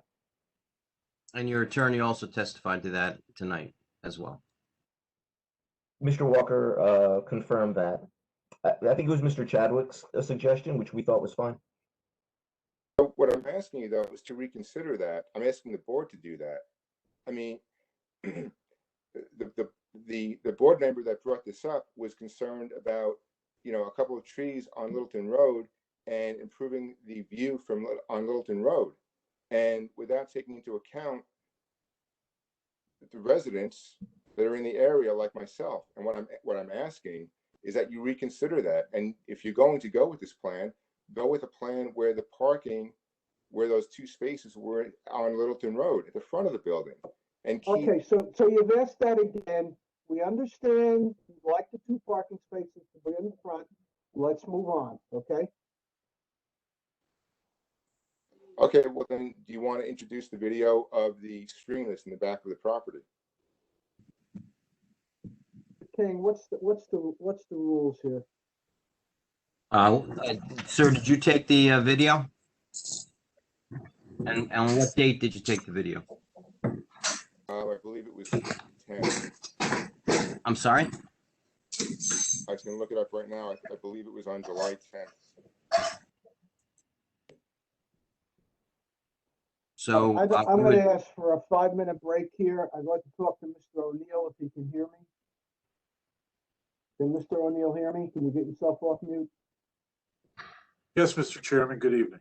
Mr. O'Neill, it's already 9:30. I don't see us moving anywhere between now and 10 o'clock.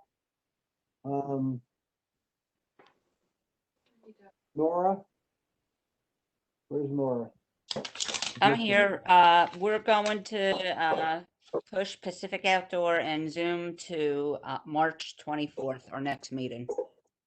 Is that okay, Mr. O'Neill? That's all right. We'd like that if possible without further notice, Mr. Chairman. That's correct. And you're agreeing to give us whatever extensions are required. Is that correct? If any extensions are necessary, we'll give them through the end of the month. Okay. Is that okay, Mr. King? Everything good there? Yes, as long as we have the meeting before the end of the month. Well, we're carried to the next meeting on the 24th. And if something happens on the 24th. You know the way meetings have gone in the last year. So, well, if we're not going to have a meeting on the 24th, will you agree to extend beyond March 30th? If for some reason the governor shuts us down again or something, or God knows what. You'll agree to that, Yeah, right? well, what do you want? I'm not aware of any threats for shutdown, but we'll give to the end of April for both matters. All right, thank you. Let's do the end of April, okay? Is that fair? That's Okay, fine. Thank you. All right, motion to carry case 1903 and 1921 to March 24th without further notice and with extensions through April 30th. Is there a motion to that effect? So moved. Second, Jaskowitz. Second. Any discussion? All in favor? Aye. Anyone opposed? Okay. Thank you, everyone. Have a nice What are night. you saying now? Mr. King? So the video would just be marked as 01 and we can watch it. That's Look, I know you don't want to see the video because you feel the drainage is already a done deal. So, fine. What I'm asking you to do is, sir, but if you want to play the video, play the video. If you think it's relevant and it helps the board, provides sir, the board I with certain information. Okay, well, I do think it's relevant, but I'm going to be realistic here, and I don't think it's going to actually accomplish anything for me. So what I'm really driving at right now is I'm asking the board to work with the residents as well as with the developer, and I'm asking you to, if you're going to approve this, I'm really asking you to don't put 2 more parking spaces in the back of the building closer to me. You're already putting this building on Littleton Road. So, enough with worrying about what the view is going to be like on Littleton Road, because you've already said that this development is going to improve Littleton Road. So this development means more parking spaces. It means more cars. Put the parking spaces at the front of the building. Put fewer parking spaces in the back where I am. Okay, Mr. Gugliotta, we've heard you. And so I guess back to the applicant, is there some way we can tweak this to kind of be, a good neighbor? I know it was Mr. Chadwick's initial suggestion that you do this, but can we put it back in the front? These are the impacted residents. Yeah, Ms. Snyder, we can obviously go back to the original plan, which is fine. We're just trying to find a balance of the best way to work this. Totally get it. Yeah. Ms. Snyder, the plan that's actually before you does show trees in the back. There is landscaping in the back. What Mr. Walker also suggested, that since there's going to be a retaining wall, there's going to be a fence on top of that retaining wall, which is going to provide some screening. If there's a headlight issue, maybe some plantings at the end of the driveway could fix that. These are all fixable problems. So we'll work with the board and the township professionals to make sure that these things can all be addressed. These are all fixable. Right. And we're flexible. So the applicant, Mr. Gugliotta, the applicant does seem like they're willing to tweak that. Maybe flip the parking spaces in the front, do whatever buffer necessary to be that good neighbor. Okay. Thank you, Ms. Schneider.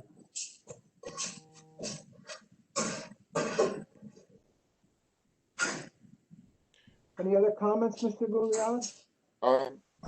Well, just 2 questions.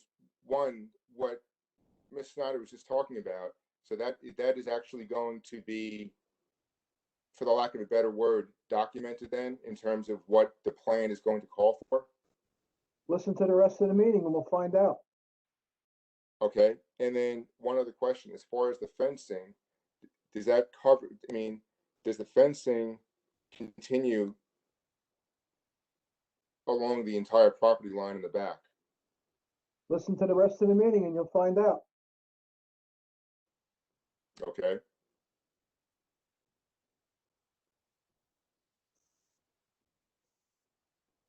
Any other comments, Mr. Gugliotta? No. Thank you. Nora, are there any other hands raised? I see Michael Cordell. Michael, are you still with us? I am. Can you hear me or no?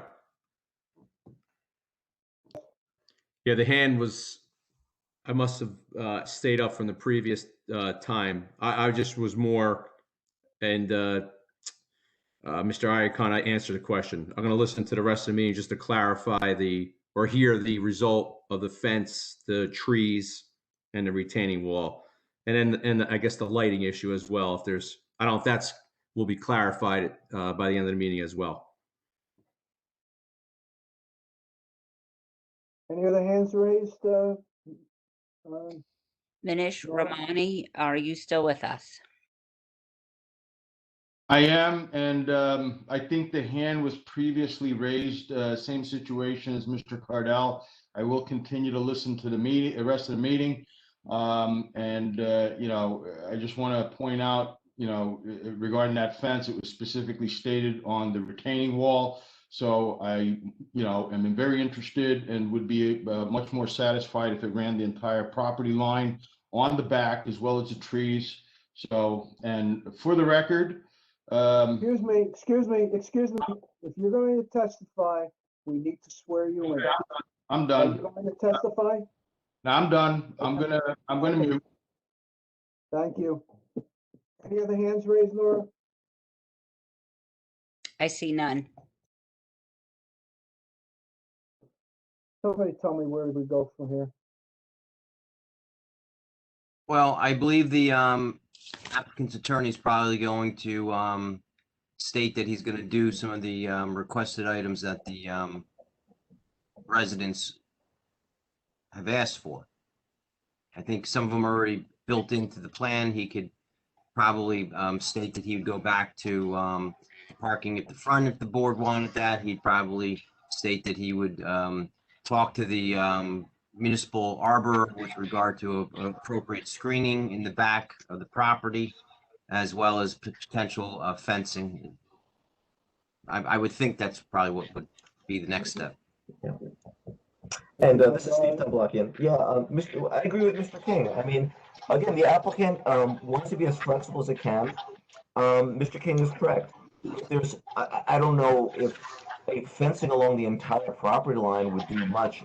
You know, I don't think we're in favor of that. But if there's certain bufferings, like a fence on top of the retaining wall that is going to maximize the buffering of any parking spaces in the back, we'd be happy to consider that.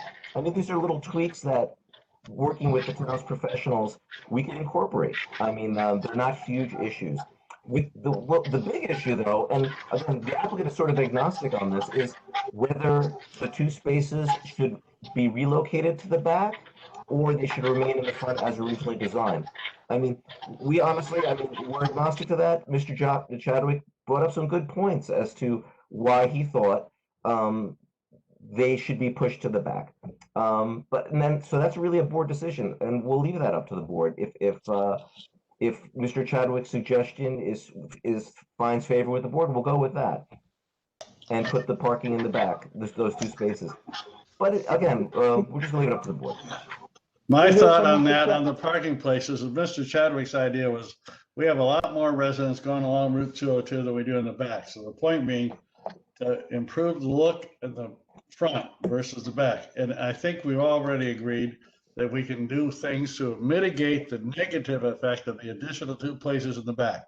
So I, for one, think that should stand as approved, as long as we have agreement that there will be some additional discussion and mitigating issues to minimize the distraction of additional parking places in the back.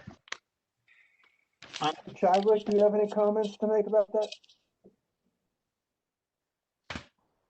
I'm sorry, Chairman, were you asking me, were you asking the applicant? This is Mr. Nancy. Chadwick. I was asking Mr. Chadwick if you had any comments about that. I think he's on mute. I think you can do both. I think the additional 2 parking spaces, if you put a fence along the entire length of the parking lot in the back of the property, the cars are not going to be seen, the headlights are not going to be seen. And if you change the landscape along that same area into a white pine or the giant arborvitae, they will pretty much block out any view of this building from the homes that are 300 feet away. So you'll be able to get the 2 birds with 1 stone. Now I'm going to ask Mr. Holloway. Mr. Holloway, do you have any comments to make about that? I think that putting the additional fence on top of the wall, maybe some additional plantings would mitigate any problems with the headlights. Do you think ballard should be put back there for safety, John, or no?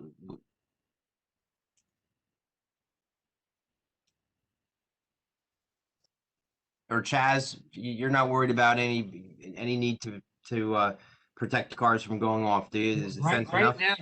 Right now they have a split rail fence and the curbing, so no, I'm not concerned with that. Now, are these things that will just get incorporated into the resolution, Mr. King, or these Yes. modifications?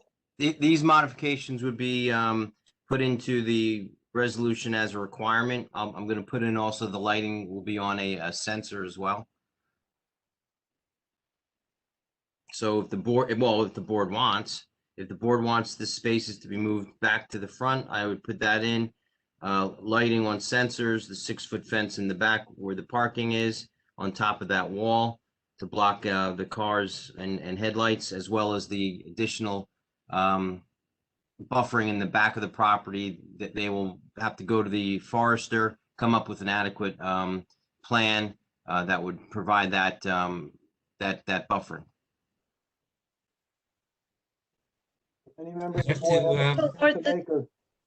This is, on this, back to the fencing, is it the subject matter expert's opinion that a whole line of fencing is not needed? Because, you know, at the end of the day, we want to help the residents who are directly impacted by this project. Nancy, I thought the residents just asked for fencing along the back side of the property. No, there was one resident who, and thanks for bringing it up, Scott, but I thought there was one resident who wanted it extended. The applicant's attorney even spoke to it about 4 minutes ago. So I want to clarify that, right, Scott?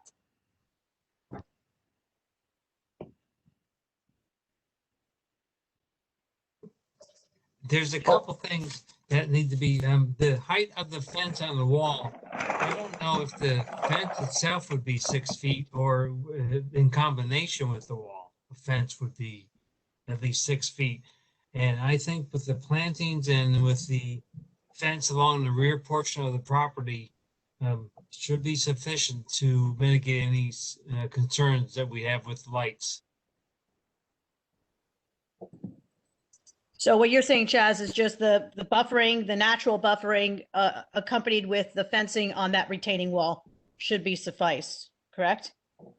That's correct. The fence on the wall and possibly just along the back if there's any questions about where the lights are heading from the cars. Chaz, when you say in the back, do you mean in the back property line? Yes. Running from the whole back property line?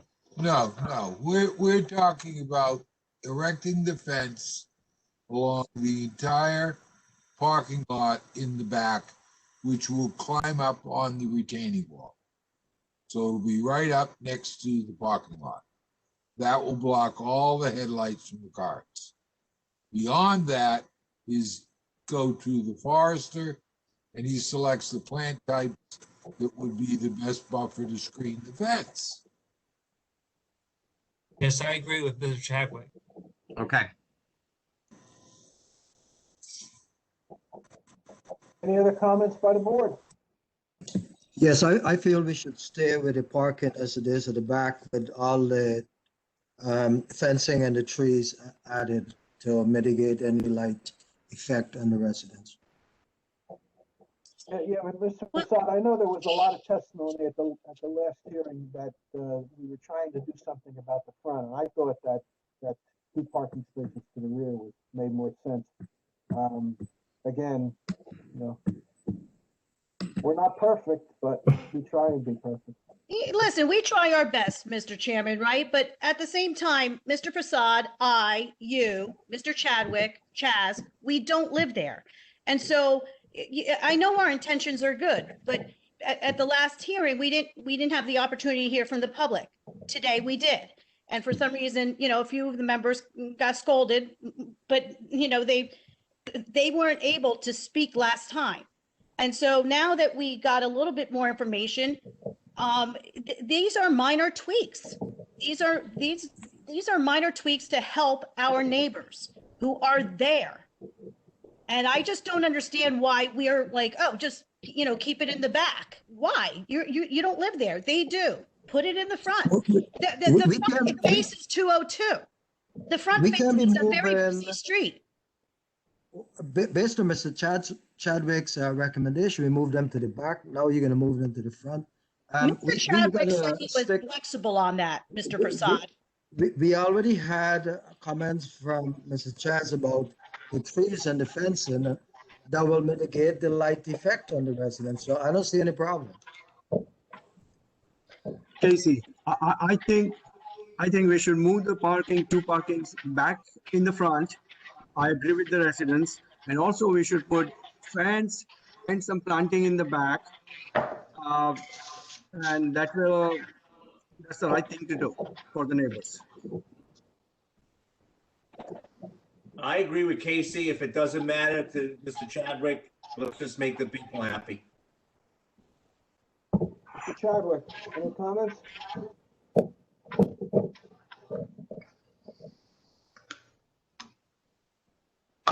No. And this will be a 6-foot fence, Mr. Chairman, correct? I'm sorry, Mr. King, you got cut out there. This will be a 6-foot fence. Is it 5 foot with 1 foot lattice or just pure 6 foot? Well, it's going on top of a retaining wall. You don't want it to be 6 foot plus the retaining wall, do you? Does the retaining wall have some height? I've just looked at the plan and we're kind of anticipating a 4-foot high retaining wall. I think a 4-foot high fence, the neighbors are down at a lower elevation than us, so we're not going to need a really tall fence in order to accomplish what we're trying to achieve here. I believe a 4-foot high fence on a 4-foot retaining wall would be satisfactory. That makes sense. Agree.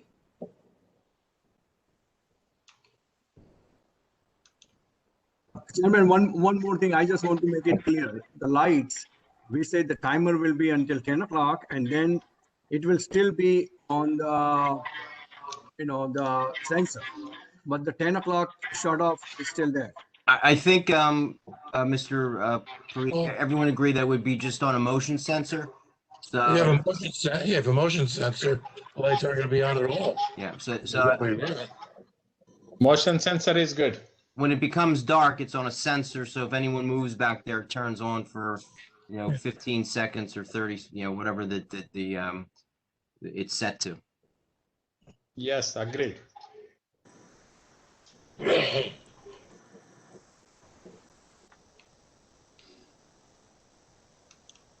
So the amendments to the last approval would be buffering in the back of the property, and that would be subject to the municipal forester who would come up with an adequate plan. The 2 spots would go back to the front.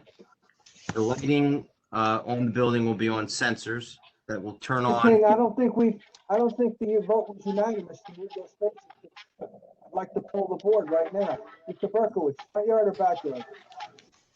What'd you say? Where do you want those 2 spaces? Remain in the back or put them in the front? Leave them in the front. The front. Mr. Parikh, front or back? Fine. Mr. Kaplan, front or back? So the applicant doesn't care. I give deference to the residents and the neighbors, so I say move them to the front. Mr. Willens? We've only heard about residents objecting in the backyard. Riding down this road very frequently on 202, the front yard is important to me also. My concern is, now that we've reapplied this, if that changes, what if we get some objectors living across the street of residents that don't want that out front and would like Mr. Chadwick's enhancement? What do we do? You're saying leave them. I'm saying I'm saying I think that the agreement to mitigate the negative effect on the additional spaces moving to the backyard are sufficient for me to agree to do that and not worry about the front yard. Prasad, front Mr. yard or Chadwick's backyard? Mr. Prasad, front yard or backyard? Yeah, I agree, Mr. Willens, and I'm thinking the same thing. What if somebody across the street object to the additional in front? To me, the appearance, the horrible pool in front, much more important than how the back looks. And we also have mitigation in place to stem any negative effect from those two parking spaces from lights. Snyder, front or back? I say front, if there's a way of screening that a little bit, that would be most advantageous, but I'm staying, I say front. Jaskowitz?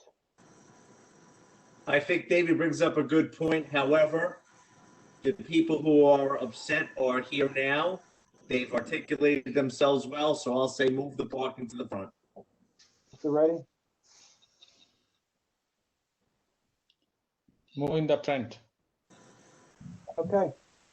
Mr. Tamalakian, okay? We're gonna move the spaces back to the front. It's perfectly fine. I appreciate the board's Okay. consideration of this. Now let's go back to Mr. King, who was giving us a synopsis of what changes we're gonna have.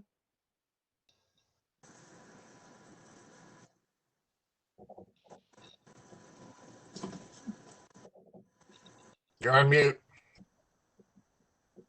Thank you. Buffer in the back with the arbor's input. He'll draw up the plan that the plantings that need to be there. 2 spots in the front, lights on sensors, and a 4-foot fence in the back of the parking lot, running across the wall and through the back where the parking is.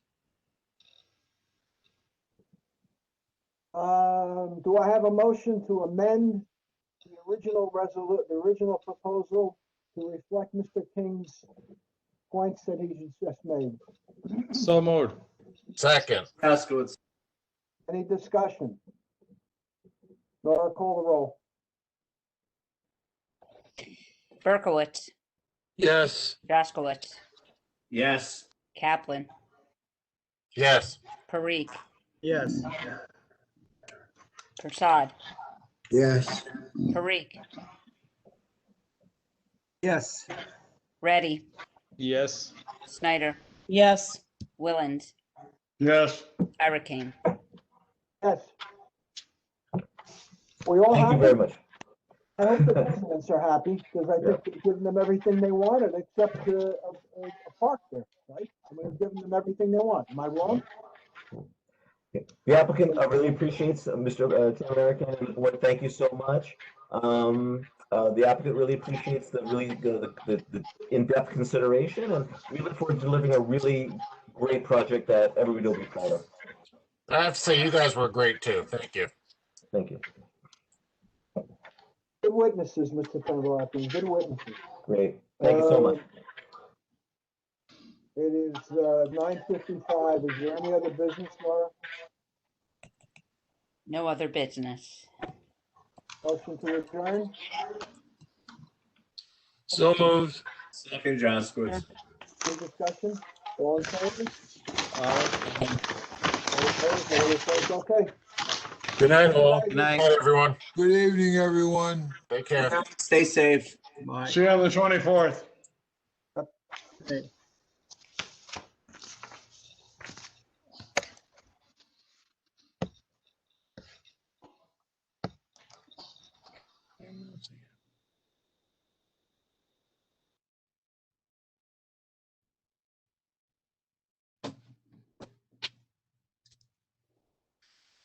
There we go.